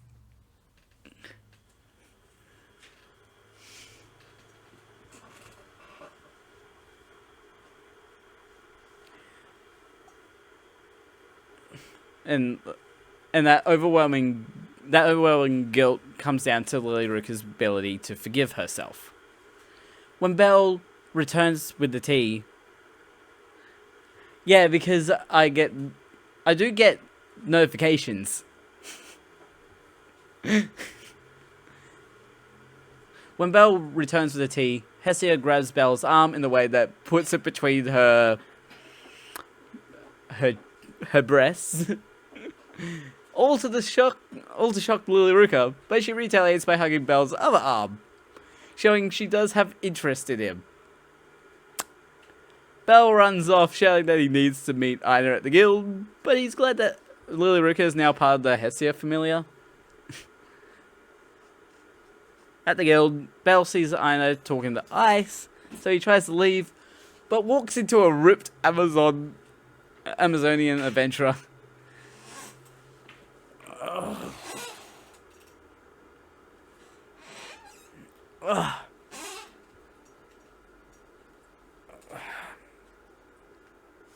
Oh, that was a good crack there.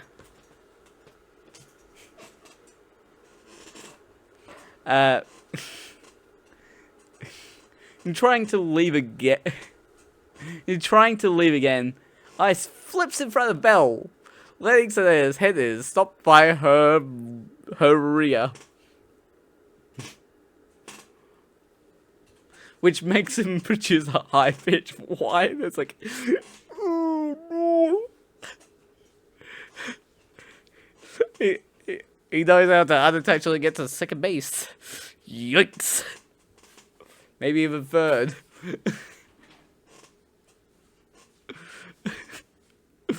Ina tells Belle it's rude to run off and that Ice wants to speak to him, which leads to Belle being awkward and Ice returning his arm guard to him. She then apologizes for Belle getting hurt because she let the Minotaur escape that day, but he turns it around since she also saved him and apologizes for running off. So it's just it's a apology war going on. Leaving the guild, Ice is amazed that Belle has already made it to the 10th floor so quickly, but he's humble as ever, saying he's a beginner at fighting. Ice picks up on the fact that Belle has no one to train him how to fight, so she offers to train him. Which, damn. Bro is getting carried through his own story. Bro is getting so carried. Early the next morning, Belle is curious about the training he'll be doing, but not before being told to call Ice by her first name, which... okay. First name basis, or... damn. He's just getting... he's just getting all the bases all in one day, in like 24 hours. Ice was thinking all of yesterday about how to train, asking to see Belle's knife and posing with it in a way that shows she has no knife experience. Making Belle realize Ice might be a bit of an airhead.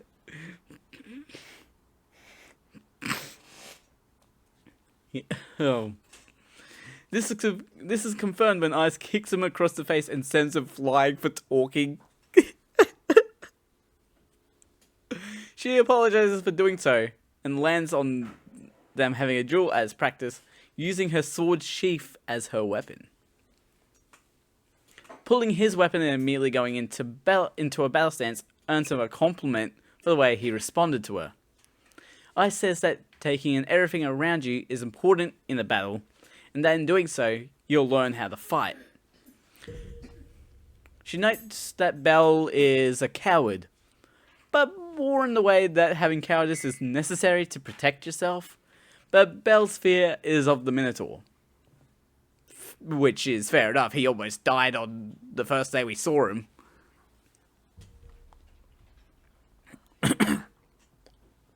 Belle goes to strike Ice, but she easily wins him and quickly moves behind Belle as a lesson about blind spots, but really... She just strikes him in the chest. It's like, that's gonna hurt. Trying to attack again, Ice dodges Belle's attacks with ease and strikes in the side, wrist, and thigh. All to know his skills and tactics are lacking.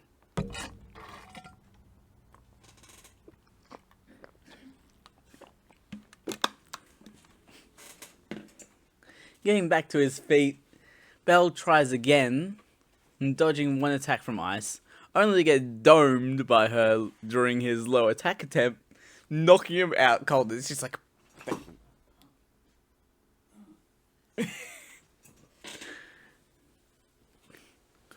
In the dungeon, Utter defeats Minotaurs to collect magic stones in order to fulfill someone's orders. One Minotaur tries to attack Utter with a huge stone axe, but Utter just catches it and just like just crushes it with one hand, revealing he was actually looking for a Minotaur and not magic stone farming.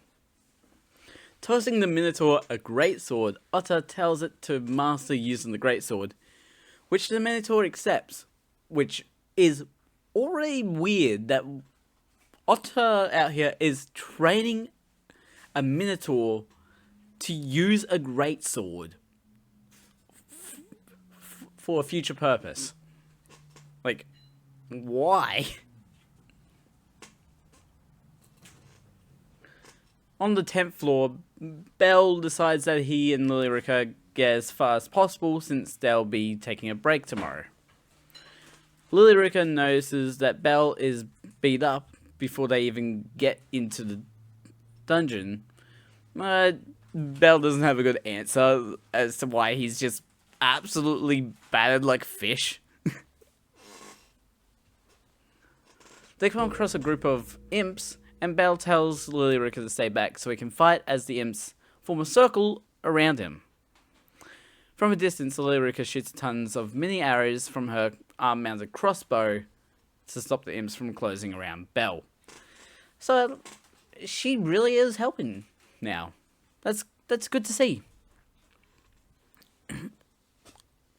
through many knife slashes and kicks, and also taking Ice's words to heart, Belle manages to win the fight, scaring the last few imps off with a glance. It's like,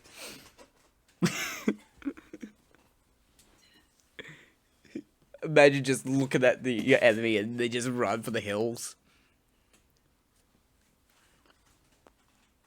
But actually, it's because some orcs showed up to fight. Oh, so he's not even scary at all. However, he decides not to run off and charges the orcs and imps. Otter keeps up his impromptu training session with the Minotaur when it decides to try ramming him into the wall with its horns, which doesn't work and earns it a broken horn. Damn, that's gotta suck. Meanwhile, Belle keeps up his training with Ice, which is really her dodging and him getting his face whooped multiple times. After passing out again, Ice asks how Belle is getting strong so fast, and Belle explains that he's trying to catch up to someone without saying it's Ice. It's like, he's training with the person he's trying to catch up to. It turns out that Ice is trying to catch up to someone herself, but she doesn't elaborate who. Turning the training to afternoon naps because it's important to rest in a dungeon. Which, yes, very important lesson, actually. So they both lay down, with Belle alert that he's trying to fall asleep next to his crush, while Ice is fully asleep. She just like, immediate sleep. Randomly, Belle's grandfather shows up as the spirit orb to tell Belle to go for a clearly non-consensual kiss. When Belle's grandfather's spirit orb pushes him towards Ice, Hestia's spirit orb tells him to stop. Belle considers going for it when Ice whispers, "Wait," which makes him back off completely. It's like, what? Otter's great sword is completely destroyed from his Minotaur training, meaning he has completed his task. Ice and Belle go get some food to eat, since he knows he was hungry. But of all places Ice could have picked, she picks the stand Hestia is working at and orders 2 fried potatoes with red bean cream, an extra cream, and double extra red beans. Damn. She is hungry. Hestia attacks Belle for being with Ice on what looks like a date to her, which she's seeing as a bad for him. It's like, no, he's not yours. Belle manages to explain that he's only training with Ice until the Loki Familiar go for their dungeon expedition in 2 days. Hestia lays down that Ice doesn't do anything naughty to Belle, which she doesn't understand at all. She's purely innocent. She once again puts her breast in Belle's face by jumping on him, before realizing she's being so daring and pushes Belle away. It's like, why? The Minotaur on a train screams with victory over killing many adventurers, and magic weapons don't even affect it, killing the last adventurer of a group with a big blood splatter. You gotta love it when there's big blood splatter. And now, we're at episode 8. And with Belle unaware of the whole plan Otto and Freya are cooking up, his biggest worry is that he won't ever catch up to Ice, who recently hit level 6, and he's even saw her at the guild, and he's like, oh man, I'm not gonna catch up to her. The deep dungeon floor boss she defeated was all the way down on floor 37, which is a boss that required a full party for it, and she defeated it by herself. In his training, Belle's strikes are faster, but he still loses to Ice every time without giving up, and she's still wondering how he's gaining strength quickly, which he doesn't see. He's like, what? How am I getting stronger? Right, I'm not getting stronger. I'm just getting beaten up by you. While Bell struggles with the idea that Ice is getting further away from him, Sia runs to him and hugs his arm, just wanting to see him. All to trick him into doing the dishes. Sia had skipped out on work, which made Mia mad, and this all led to Bell being stuck doing the dishes by hand. Bell sees it as an opportunity to get his mind off what he learned earlier, and Rue steps over to help with the mountain of dishes. He asks Rue if she was ever an adventurer, which she was, and his follow-up question is how to level up. Rue answers that it's not just about defeating enough monsters, but that he has to defeat a powerful opponent using skill and tactics, which explains Ice's comment about them lacking. The natural way to learn skill and tactics is to form or join a party so that members can cover each other's weaknesses. Rue boils it down to saying Bell needs to go on an adventure, whatever he sees it as, and tells him to not turn away from it. Bell continues his training with Ice, and finally managed to counterattack against her, which she was quick to notice. And he also didn't go down from getting gut checked with her by a sword chief. Ice explains what she saw, happy to see he got it on their last day of training together, and they thank each other for the training, Ice especially saying she had fun. Bell swears on getting strong enough to reach out and touch her, but he has a long way to go for that.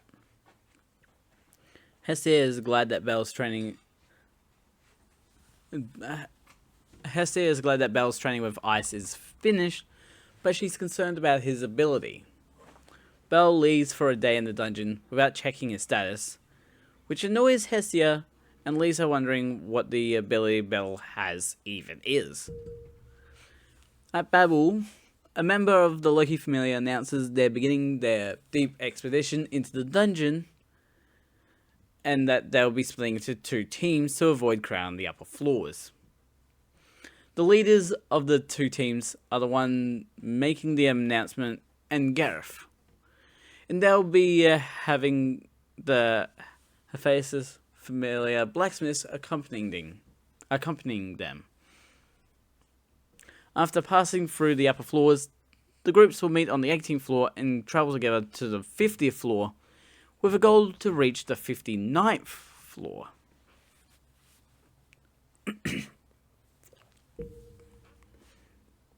Meanwhile, Otta tells Freya he has prepared everything she asked, but that a greedy adventurer revealed it early.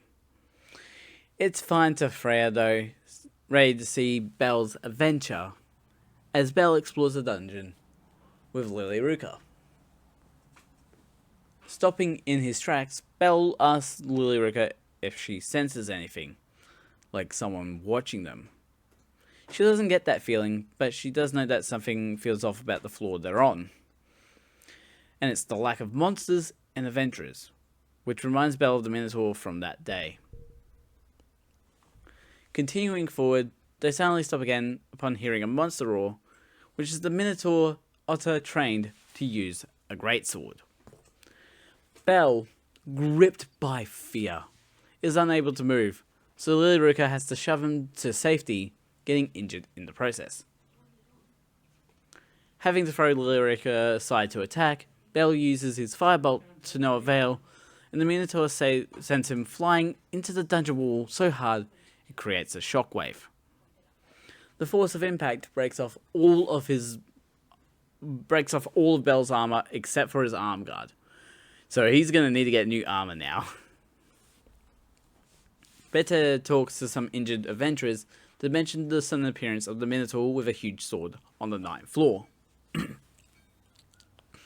The Loki Familia wonder if it's a survivor of their Minotaur hunt, but Riveria says it's been a whole month since that, and there have been no signs of Minotaurs since. Asking if anyone else is in danger, the injured adventurer describes a white-haired kid, and Ice immediately reacts, knowing it's Belle who's in danger, and her group follows her.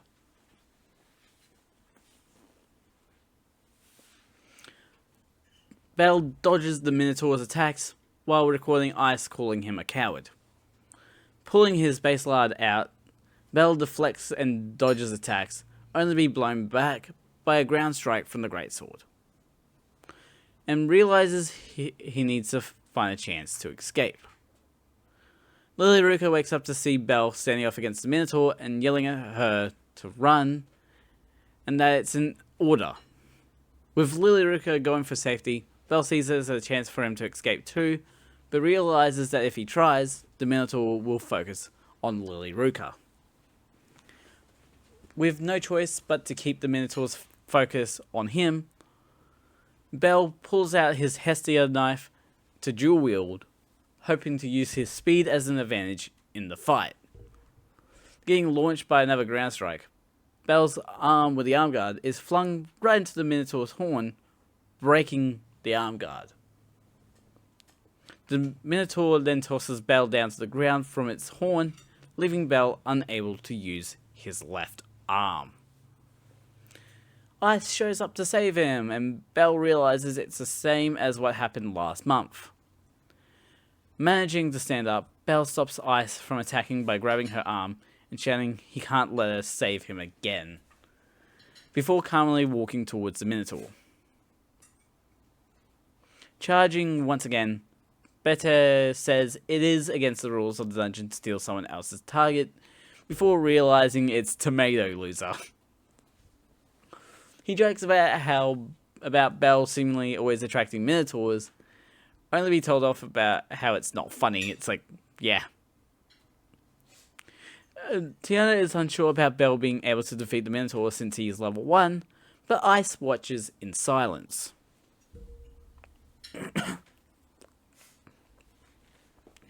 Lily Ruka grabs onto Bete, begging him to save Belle, even willing to pay them to do so before collapsing into Riveria's arms, who heals her wounds. Bete goes to step forward, telling Ice to step out of the way, only to see what's going on, which is Belle injuring the Minotaur, which leaves everyone shocked. Tiana mentions how it's like the Argonaut, the story of a boy wanting to be a hero. Freya is also seeing this fight somehow, seemingly deriving great pleasure from watching, calling it a beautiful sight. Bete is confused by Belle's knife, but Riveria and the small blonde note that the knife is a sort of extension of his own. That the knife is sort of an extension of his own skills. They also realize that Belle doesn't need to chant anything for his firebolt magic, but Riveria brings up that it's to his own disadvantage in the fight, and that it's not strong enough.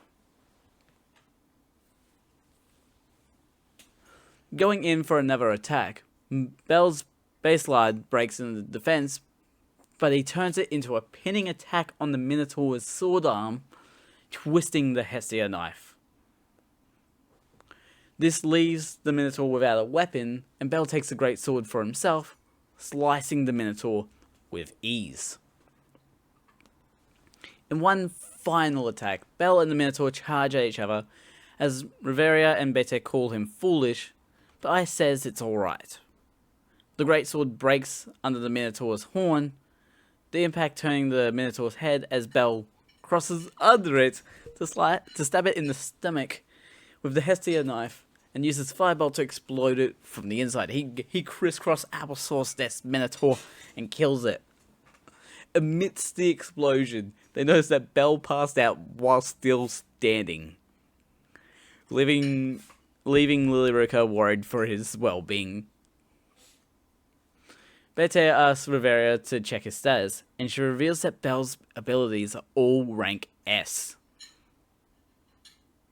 While in a hospital bed, still passed out, Hestia is proud of Belle, remembering everything he did to reach this point.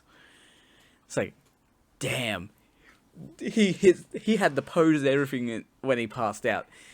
He managed to pass out while upright.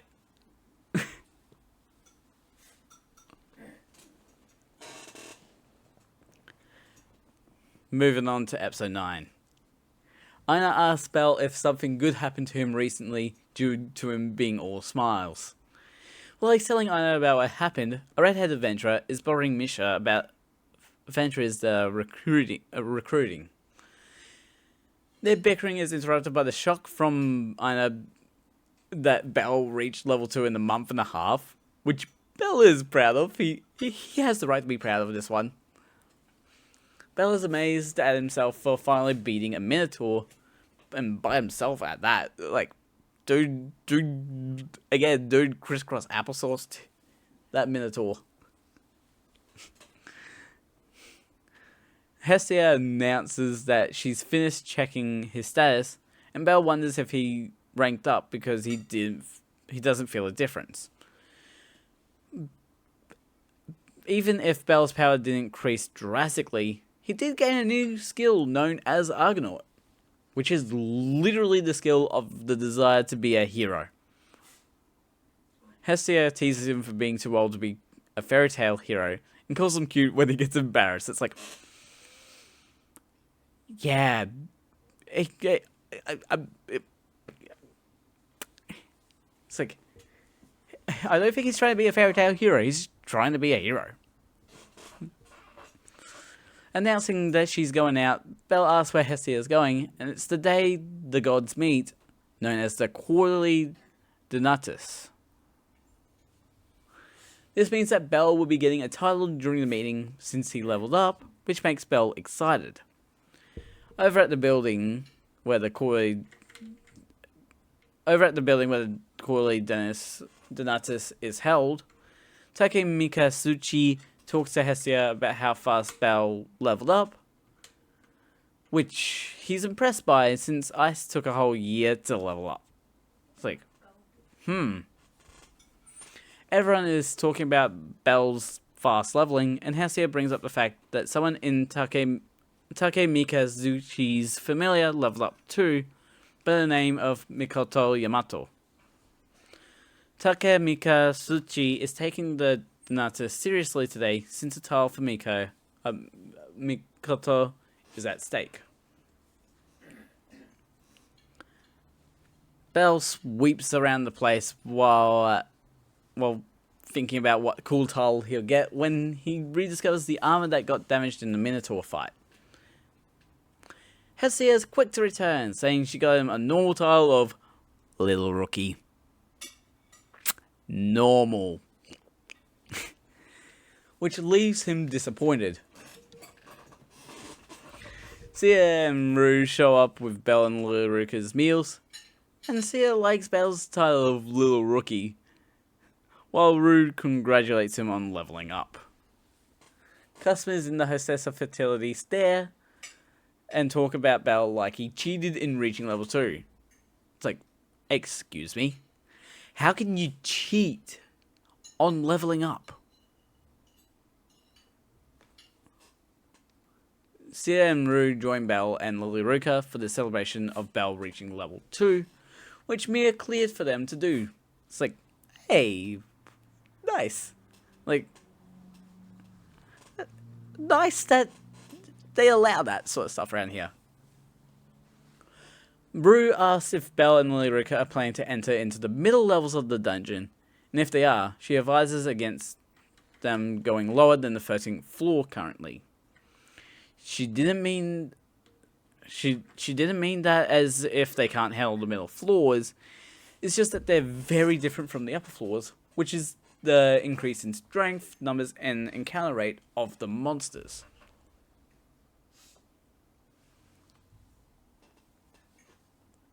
Belle needs to expand his party so as to not be outnumbered in the middle floors, but he doesn't know anyone who would join his party, opening the door to a random patron wanting Belle to join his party. Of course, for joining his party, he wants Rue and Sia to have his way with them. But Rue tells the guy to back off. Give me a moment again. No. No. No.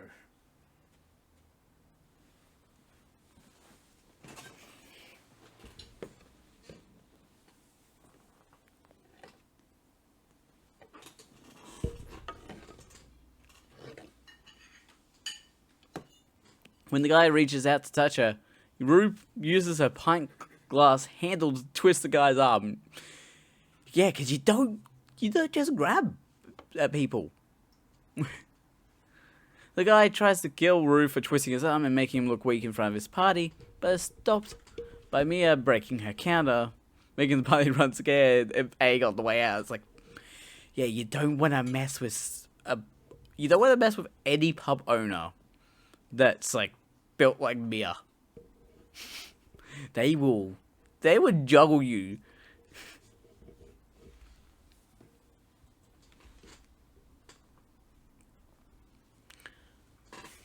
Bell checks out more armor, not liking what he's seeing or what he's finding. When the same adventurer from the guild is shouting about his armor being shoved in the corner.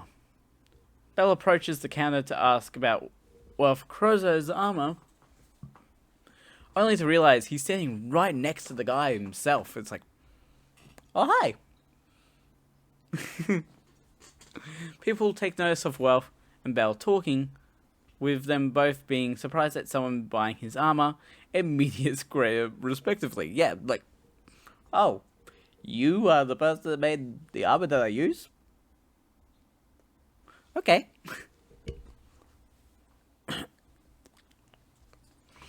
Wealth doesn't like being called by his last name, so Bell calls him Mr. Wealth, which is fine by him. It's like, yeah, take it as you get, really. Since Bell is buying Wealth's armor for the second time, it makes Bell a regular customer in Wealth's eyes. It also seems like the people watching their conversation wanted Bell to be their regular customer and are annoyed to lose out to Wealth. Wealth offers a direct contact deal to Bell, meaning he'll only create weapons, armor, and anything else Bell wants for him, all for the offer of joining Bell's party. Which, hey, bonus third person for the party. Bell lets Wealth join his party, so the next time they go into the dungeon, Wealth gets to celebrate reaching the 11th floor. They're down in the dungeon so Wealth can unlock the blacksmith ability, which is beneficial for both Bell and Wealth. Lily Ruka questions why Wealth doesn't go adventuring with his own familiar, annoyed that Bell seemingly fell for Wealth's sob story and accepted his armor bribe. It's like, hey, when someone offers you a free armor, when someone offers you armor just to be joining your party, that's big enough victory in one. Wolf and Lilyruka need some work to get along, clearly. Mostly because of Bell inviting him to the party without letting her know. It's like, I get she's supposed to protect him from scammers, but Wealth is not that. The moment Bell mentions Wealth's last name, Lilyruka recognizes that name as the cursed magic weapon smiths in the fallen blacksmith nobles. The Krozov family were famous blacksmiths that made magic weapons until one day they lost their abilities and became destitute. Wealth doesn't want to talk about his past, and the rising of imps and orcs from the ground provides the perfect distraction. As Bell swiftly takes out the imps, he thinks at first that the imps are slower, but he's actually faster than them now. Wealth is amazed at Bell's speed when Bell shouts out about the hard-armored behind them, and he takes out with one firebolt blast, which makes Bell realize that his magic is stronger too. Meanwhile, in the lower floors, Bete, Tona, and her twin sister go ham on a monster because they're worked up over what happened to Bell. Ice decides to join the fight as well, casually dropping off the cliff and slicing a flame rock in half with ease.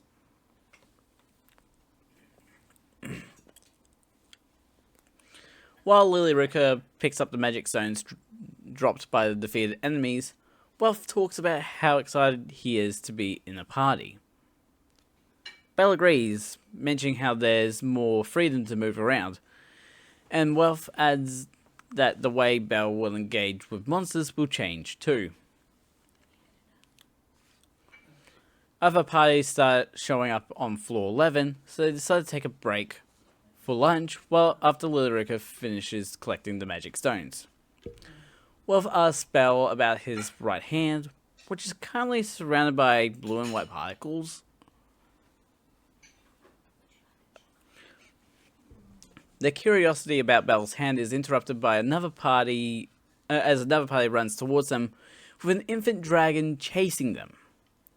Warning Lillyricka about the infant dragon, she's too slow to escape, so Belle jumps forward to use Firebolt, but the shot that comes out is blue and powerful enough to blow Belle backwards and kill the infant dragon in one shot. It's like, hey,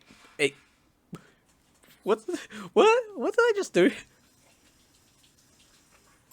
Later on, Hestia confirms that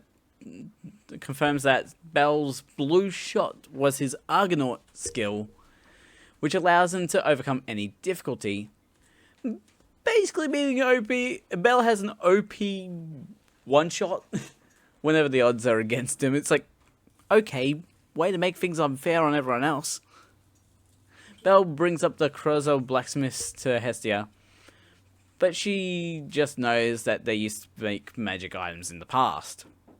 Apparently, Wealth can make magic items, which makes Belle choke on his food, and Wealth's familiar says he's wasting his talent because he's not making magic items. Hestia notes that Wealth is hiding something about why he doesn't make magic items. The next day, Lillyricka isn't able to join Belle and Wealth on another dungeon adventure, having to stay behind and take care of the gnome that runs the place she stays at. Wealth asks Belle to come with him so he can make Belle some new equipment. Heading to Wealth's place, which is in the rural part of the town, he apologizes for the place being so dirty and asks Belle what equipment he wants. Belle just wants to stick to the light armor Wealth makes, to which he says Belle should be greedier since adventurers need to be prepared for anything. Agreeing with what Wealth says, Belle checks out the other weapons in Wealth's place, picking up a greatsword. Wealth lets Belle know that he heard that Hestia told Belle about the whole magic item story, worried that Belle would change his attitude upon learning about it. Pointing out the Minotaur horn Belle keeps on him, Wealth says he could use it to make new equipment for Belle.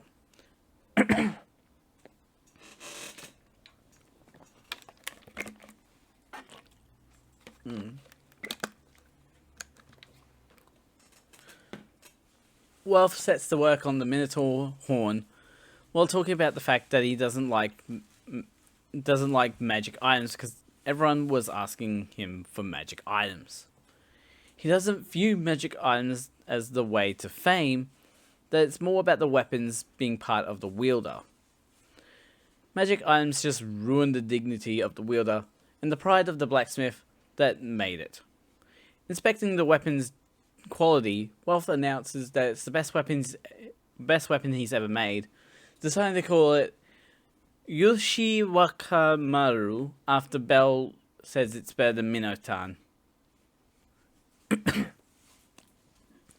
In the dungeon, Lillyricka goes over the fact they're about to enter floor 13, a middle floor dungeon, and that the monsters down there have ranged attacks. Lillyricka arranges the formation so Wealth is at the front, Belle is in the middle, and she's at the back despite not having the firepower to protect the rear. Belle ruins the serious moment by laughing, but he's laughing with excitement about them going on an adventure together.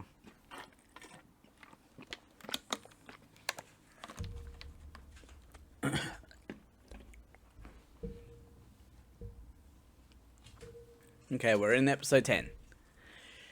Belle says goodbye to Hestia, but before he leaves, she mentions how the salamander wool stands out in the sunlight. Aina gave it to him in preparation for the middle floors of the dungeon, and agrees it is a bit flashy. Hestia tells Belle to not try anything reckless because he's level 2 now, which he promises not to before running off. While on the way to work, Hestia sees Takemika Tsuchi telling his familiar to come back safe from exploring the dungeon. Takemika Tsuchi also notes that Belle is also going to the middle floors, and Hestia says that it's his first time, leaving early to do so.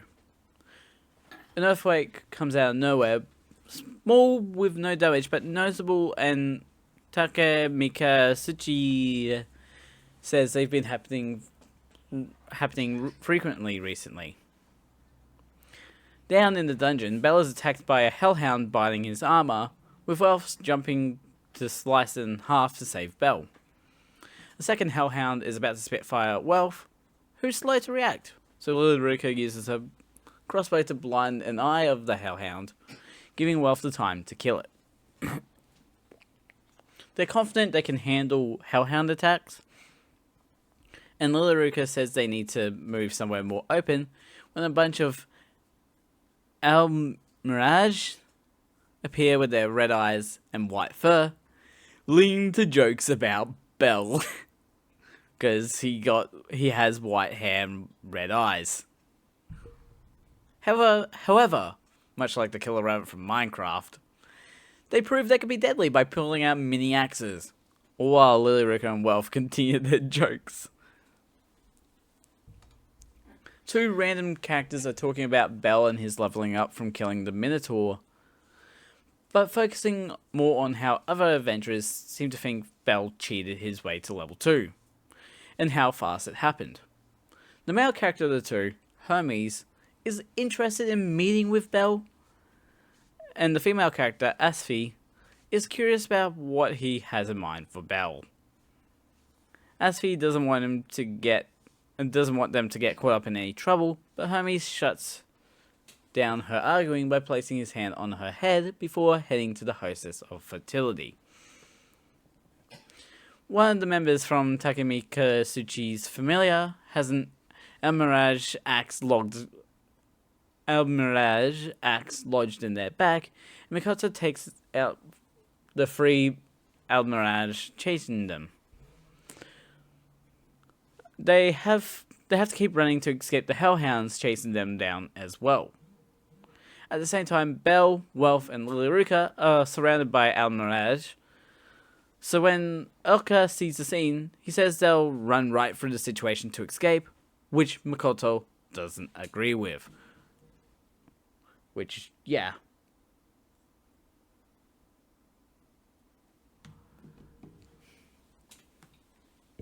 Belle sees them run by, and Lilirika's there being used as bait so they can escape, calling a pass parade.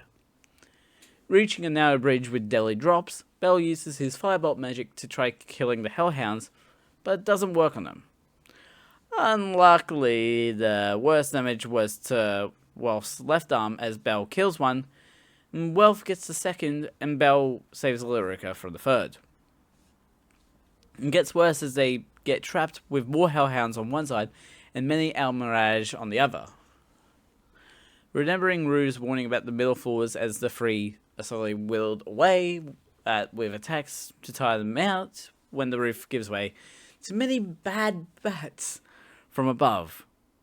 Welf's leg gets pinned by a rock, twisted badly, and Lilirika is pinned down by two rocks, leaving Belle the only one standing against everything. Hestia runs to the guild to tell Aina that Belle, Lilirika, and Welf haven't returned, and to check if they showed up at the guild at any point, which they haven't. With Belle's party missing, Hestia issues a request to find them when Takemika Tsuchi arrives with Mikoto and Oka to tell her what happened on floor 13. Meanwhile, in the dungeon, Belle's party managed to escape everything thanks to the salamander wall, but now they are on floor 15 and just hit another dead end. Welf tells Belle and Lilirika to leave him behind because he's slowing them down, when Lilyruka gets the idea of going down to the 18th floor since it's a safe zone of the dungeon. They could wait it out until some high-level adventurers return from the lower floors and get support out of the dungeon though. The fastest way down is to use the pits, but Wealth brings up the floor boss on floor 17 as a major obstacle. Luckily for them, getting a bit of luck for once. And if Wealth is talking about the Goliath, the Lucky Familiar would have been in it already, and it takes time to respawn. Choosing which action to take comes down to Bell, and his decision is to keep moving. Takemika Tsuchi tells Hestia what happened in front of fellow gods, Hephaestus and Miach, taking responsibility for his familiar's actions. Hestia responds that she'll resent his familiar, but won't hate them if Bell doesn't return, requesting their help. Annoyingly, a lot of Hephaestus' high-level familiar members are with the Loki familiar on their deep dungeon expedition. Also, Take Mikazuchi can only send down Oka Mikoto since they're level 2, with Chikusa as a supporter. That's when Hermes shows up to offer his help as a dear friend, but Hephaestus is quick to call his lack of communication with Hestia out since he came down from heaven, forcing Asfi to help too.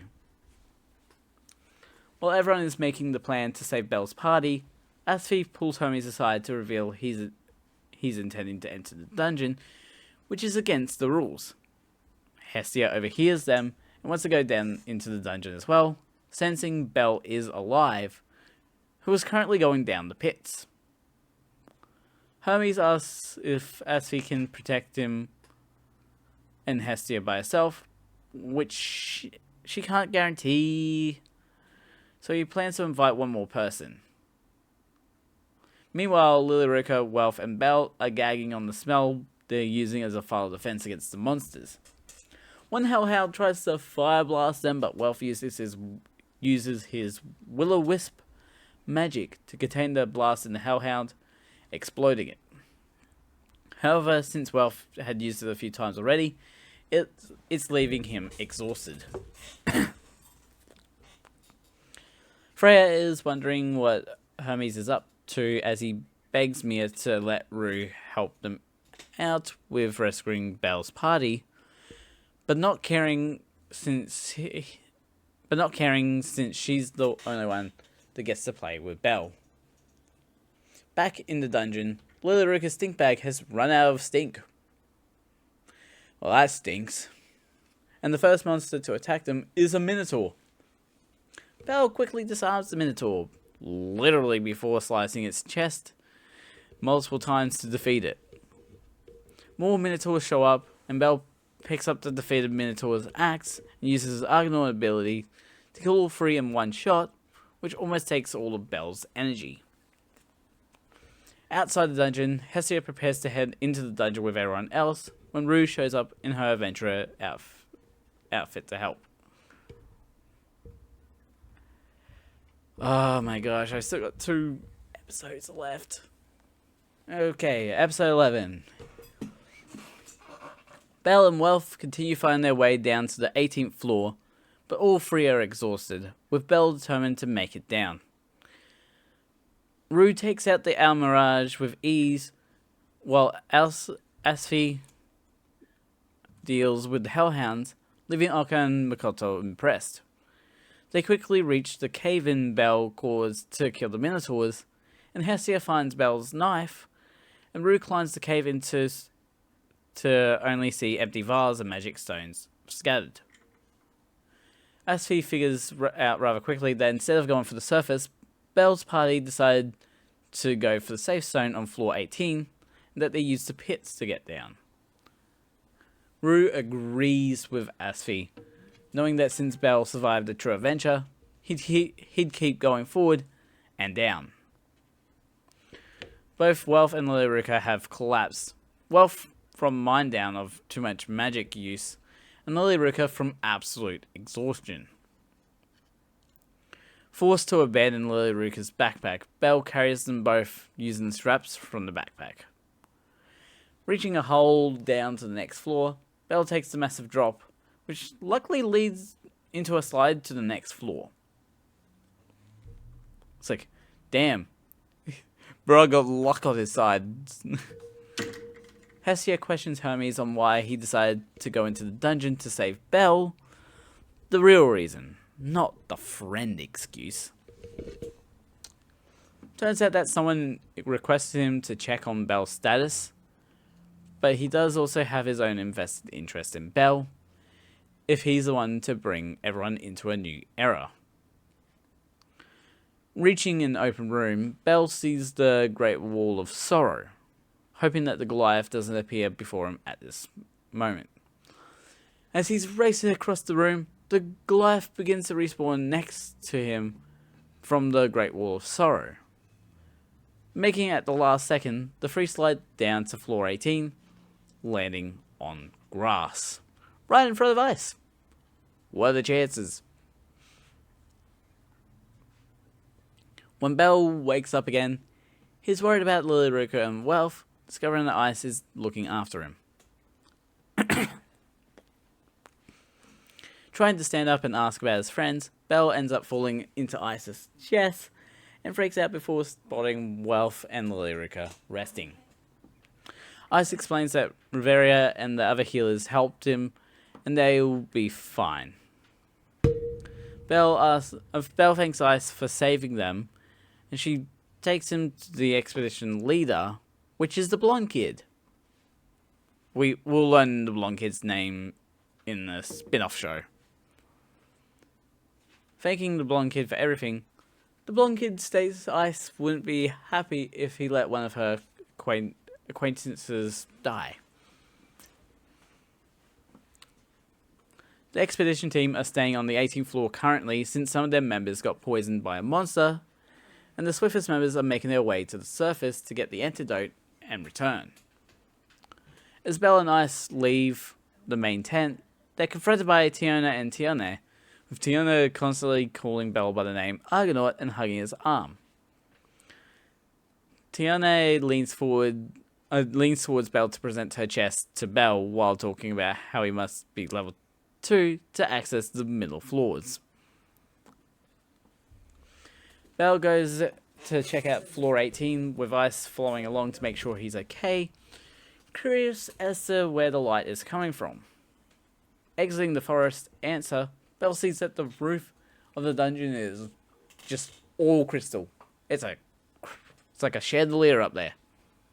Which answers the light question due to light refraction between the crystals illuminating the area. Science. It even works as an artificial sun, because as time passes, the light from the crystals will fade, plunging the dungeon into a nighttime state. Adventurers have come to call floor 18 the Labyrinth Utopia or the Under Resort. Wealth and Lilyruka finally wake up, asking where they are, and after checking if they're okay, Belle confirms they made it to the 18th floor.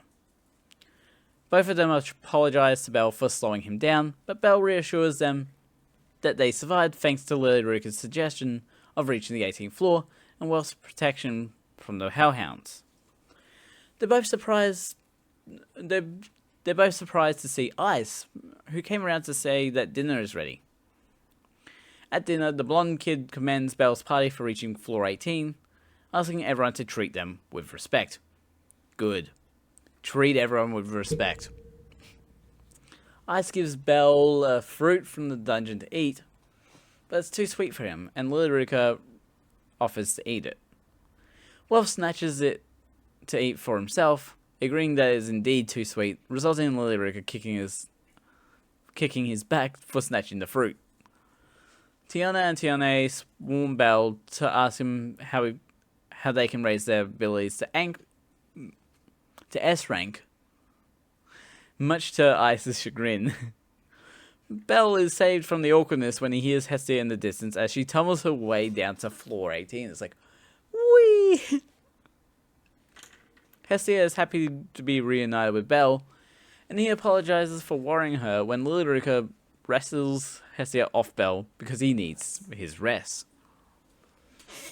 During Hestia's shock of seeing ice on floor 18 as well, Rue appears behind Belle and asks if he's safe. Hermes introduces himself to Belle and explains it's because of Makoto, Oka, and Chigusa that they made it to floor 18. Wealth and Lilyrika are not happy to see them with the whole past parade incident that they caused. They do apologize for what they did, but Lilyrika and Wealth won't forgive them so easily. Oka steps up to take the blame for what happened since it was his plan in the first place, but thinks he did nothing wrong. Belle says if he was in the same position as Oka, he would have done the same thing, which dissolves the situation while still leaving some strain between Wealth and Oka. As he announces that their plan to return to the surface is to wait for 2 days for the Loki Familiar to defeat the Goliath, so they'll have the day off tomorrow. Sweet! A whole day to explore one of the safest floors. That's fun. Leaving the tent, Chikusa and Hestia give Wealth something from Hephaestus and a message from her. While everyone's asleep, Belle enjoys staring at the crystal night sky when Ice joins him and asks what's wrong, and he just can't sleep. Belle asks why she's out with him, and Ice reveals that she was worried for him, making Belle blush. Ice asks if she's bothering him, and in the process of saying he's not, Belle blurts that he's happy before realizing he was saying it. She mentions how he's always anxious and asks when they're leaving the dungeon, and Belle answers that they'll be leaving after the Loki Familiar team clear the Goliath. Ice mentions there's a town in the dungeon, offering to take Belle there tomorrow, only for Hestia to ruin the moment and try to be a third wheel. No, Hestia, no. Hestia even shouts at Ice that she would never allow Belle to go on a date with her, but it seems that Ice doesn't know what a date is, and an unseen Lilyrika even enjoys the argument. She even joins in. Meanwhile, Wealth sits with his new item, remembering how he told Hephaestus he will never make a magic item again. She's perfectly fine with that, but makes it clear that once he finds something worth protecting, he'll regret throwing that ability away. Huh?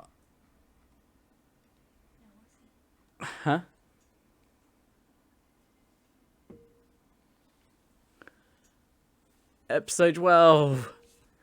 I thought there was only 12 episodes. It's 13 episodes. Hestia is so exhausted from walking up a hill that Belle is supporting her so she doesn't fall over.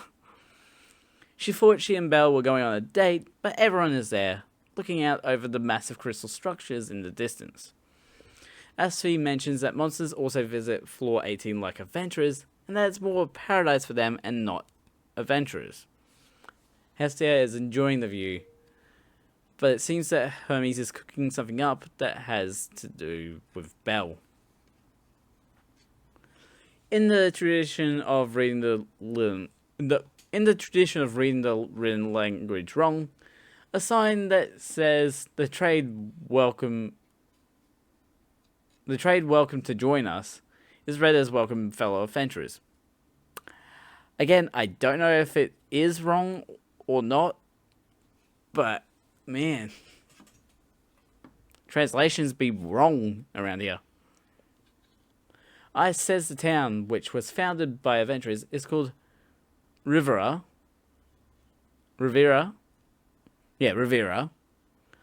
And Exploring it leads to the discovery of overvalued items and expensive room rentings. Hestia manages to slip away from Belle and is trying to bargain with a shopkeeper over some sort of liquid. I think it's a perfume. Belle bumps into someone and it turns out to be the violent adventurous party from the hostess of fertility. The violent adventurer's name is Mordo, and he wants to beat Belle up for that day, but his party points out Ice, Tiana, and Tiane, which makes him step down from attacking. While looking at a crystal up close, Hestia shows Belle some perfume she bought, and Lyrica calls her a spendthrift for doing so in a dungeon. Hestia fires back that Lyrica bought a backpack, but unlike perfume, they need a backpack for the trip back to the surface. Yes. If asking Belle if he cares about how girls smell, he says he never thought about it. And while in the background, Ice is curious if she smells, which Tiana and Tiana notice and announces everyone will be having a bath soon anyway. I love Ice's moment of just like... Hermes seizes the opportunity to ask Belle for some of his time back at the camp, while the girls have their bath together. Back at the camp, Bete has returned with the antidotes and is surprised to see Belle at their camp. Hermes climbs a tree and requests Belle to follow him, showing him all the girls bathing together. But Belle tells Hermes off for peeping on girls bathing, not wanting to be part of it, but Hermes quotes Belle's grandfather, which sets Belle off, trying to make Hermes leave. Instead of getting Hermes away, he just spins on the spot and sends Belle falling into the water below.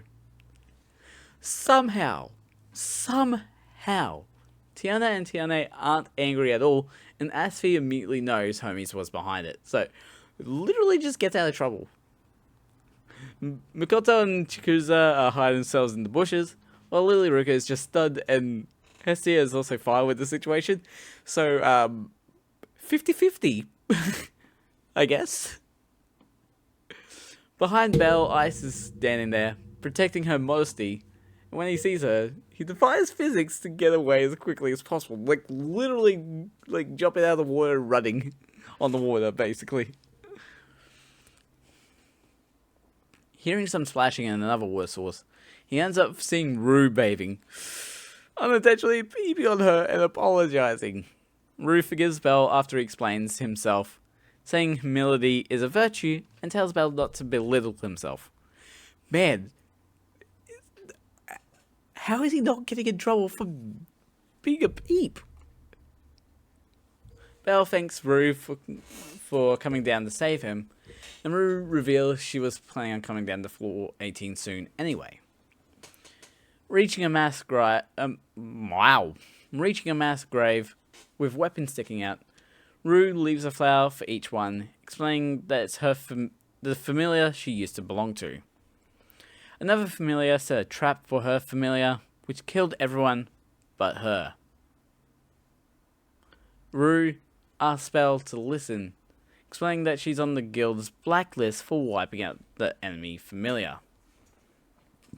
After completing her revenge, Rue collapsed in a dark alleyway with no strength left, when Sia came across her and got her work at the hostess of fertility. She told Belle this story as a way of indicating that she may betray his trust in the future, but Belle turns her own words again on her, saying he can get mad too, before apologizing about being too rude, and Rue says he's kind and deserves respect. Yes. Again, yes. At the pub in the Dungeon Town, Mordo is peeved that Belle made it to floor 18, wondering what trick he used. Survival? Fairly so, since he's on floor 18 in such a short time of leveling up to level 2. Yeah. Mordo wants to teach Belle a lesson, as someone that Mordo knows arrives at the pub.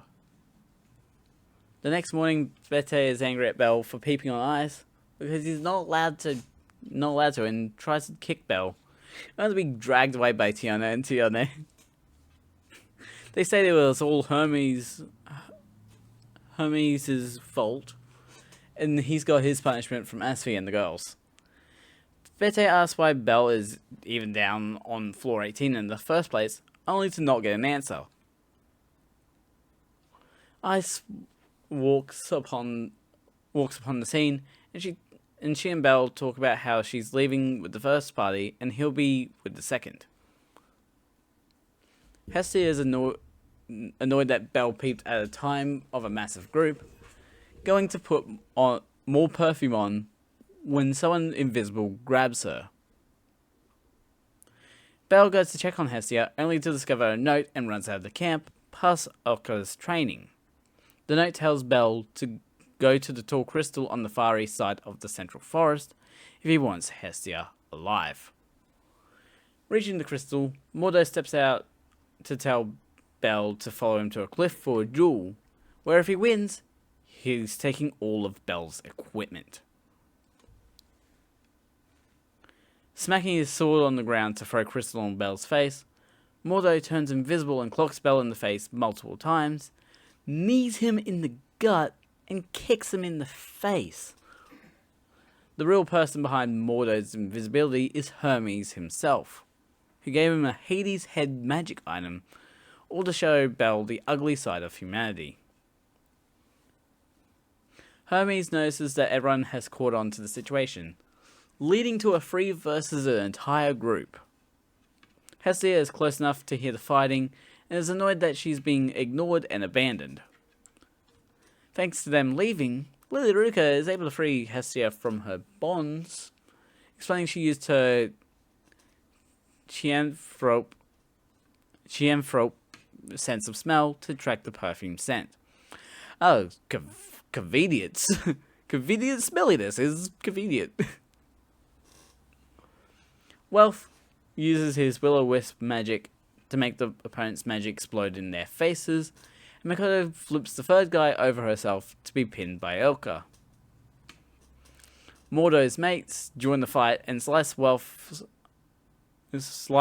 new item from his back, which falls off the cliff.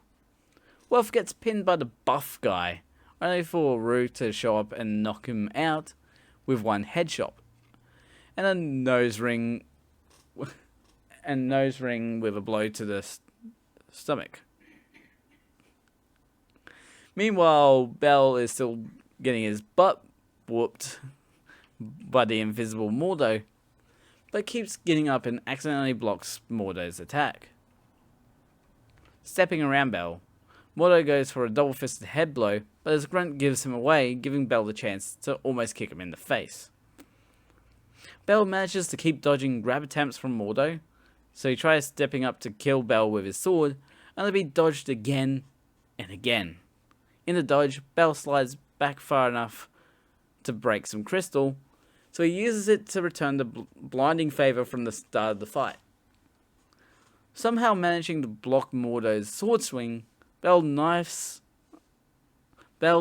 break the tip of the sword clean off. He then follows it up with a kick to Mordo's head, breaking the Hades head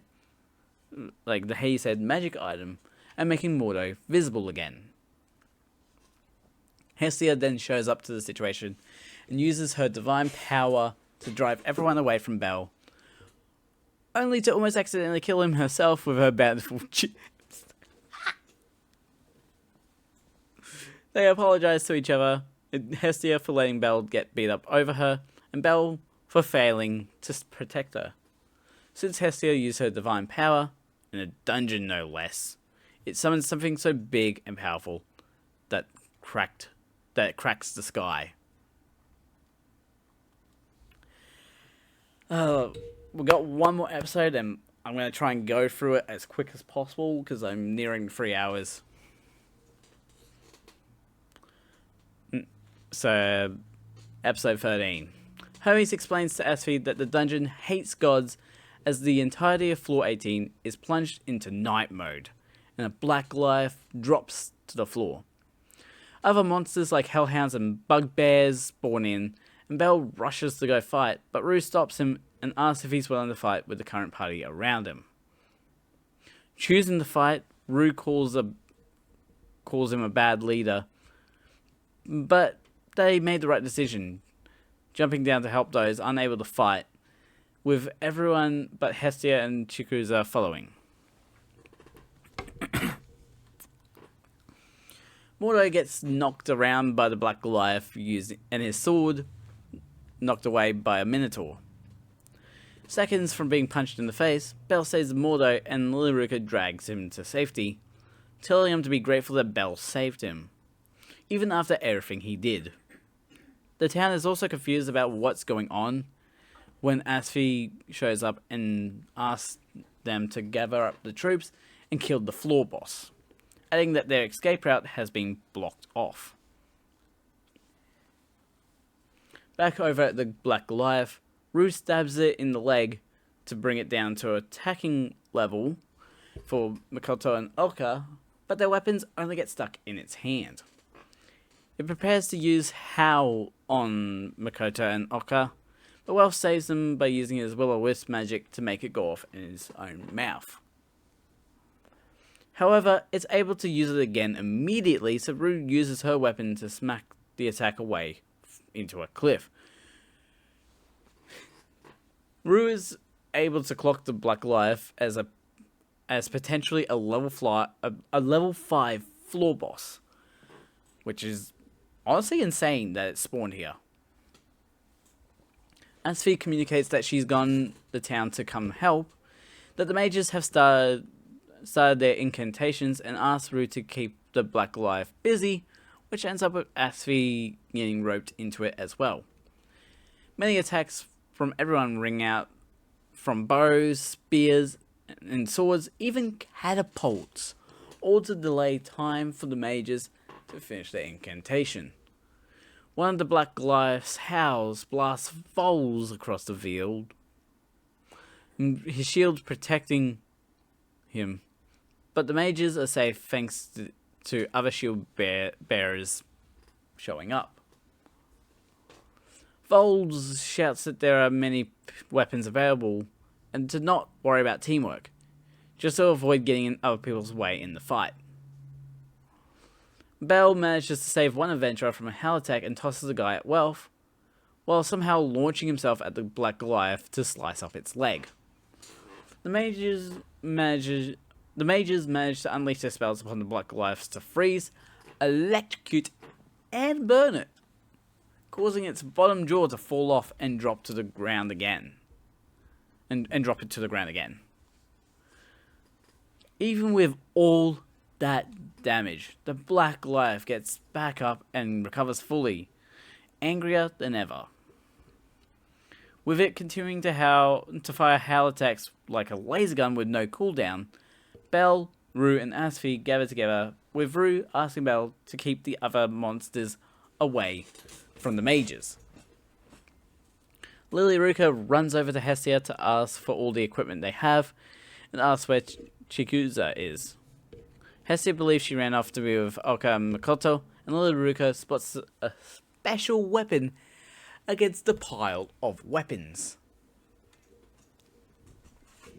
Rue manages to do some damage to the Black Goliath, but it heals from the damage quickly, and with its hell attacks continuing to wipe out many adventurers,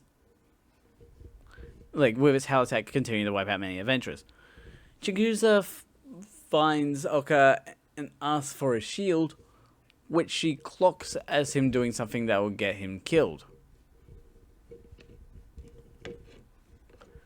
Meanwhile, Bell charges up his Argonaut skill and aims at the Black Goliath, the shot taking half the Black Goliath's head off, but it can still attack and fully recovers. It goes for the ultimate slap on Bell, but Oka's shield clutches at the last second, but still leaves them both seriously injured. Hestia arrives at where Bell and Oka ended up, fully believing that Bell will wake up and defeat the Black Goliath. Bell can hear what they're saying, but his body is unable to move. when Hermes shows up quoting Belle's grandfather, which gives Belle the ability to move. Belle walks back towards the Black Goliath, carrying the item Lillyricka found amongst the weapons, a giant sword with 2 handles. Preparing to unleash his full power, since the sound of, preparing to unleash his full power, the sound of a bell tolls across the entire floor, which Hestia recognizes as Limit Off. At the same time, Rue uses an incantation while still fighting, and Mikoto joins in with her own incantation. Wealth jumps down to the same level as the Black Goliath, landing next to his item that fell from the cliff. Even Asphy joins in on the fight, blinding the Black Goliath long enough for Rue to unleash her Luminous Wind incantation. Asphy ends up getting backhanded by the Black Goliath, and Rue gets grabbed by it and prepares to slam her down like a football after a touchdown. Mikoto finishes her War God Strike incantation in time to save Rue and create a gravity barrier around the Black Goliath. Wealth then charges in with his item, which is the magic sword from Hephaestus that was his to begin with, and breaks from use. All those incantations and attacks gave Belle enough time to charge himself and the weapon up to do a strike so bright it atomizes the Black Goliath's upper half with one strike, but it still survives. But with its magic stone exposed, Belle goes into action before it can be covered up, stabbing through it and twisting the knife to finally kill the Black Goliath. Alka survived his shield move, and Belle is celebrated as a hero, which earns Mordo's respect. Hermes got to see the entire thing, shouting out to Zeus, who is actually Belle's grandfather, that Belle is the genuine thing, the last of the Zeus familiar, and that things are going to change. He plans to see things through and create the historic events that will happen in the town known as Horario, calling it the familiar myth. Iden is happy to see that Belle is alive, hugging him, much to Hestia's shock. It's like, whoa, what are you doing hugging my child? Wealth visits Freya. Wealth visits Hephaestus to show her what remains of his magic sword, which she's unbothered by. It's like, you broke a sword. That's gonna happen. Freya continues watching over Horario from her place, while at the Hostess of Fertility, Wealth tells the Loki familiar what happened as everyone parties. Belle ends up getting choked by Hestia because Ice told him he did a good job, while Ice stabs Loki in the forehead with a fork. Okay. Back at Hestia's place, Wealth and Lillyricka spy on Belle, laying with his head in Hestia's lap, both motionless.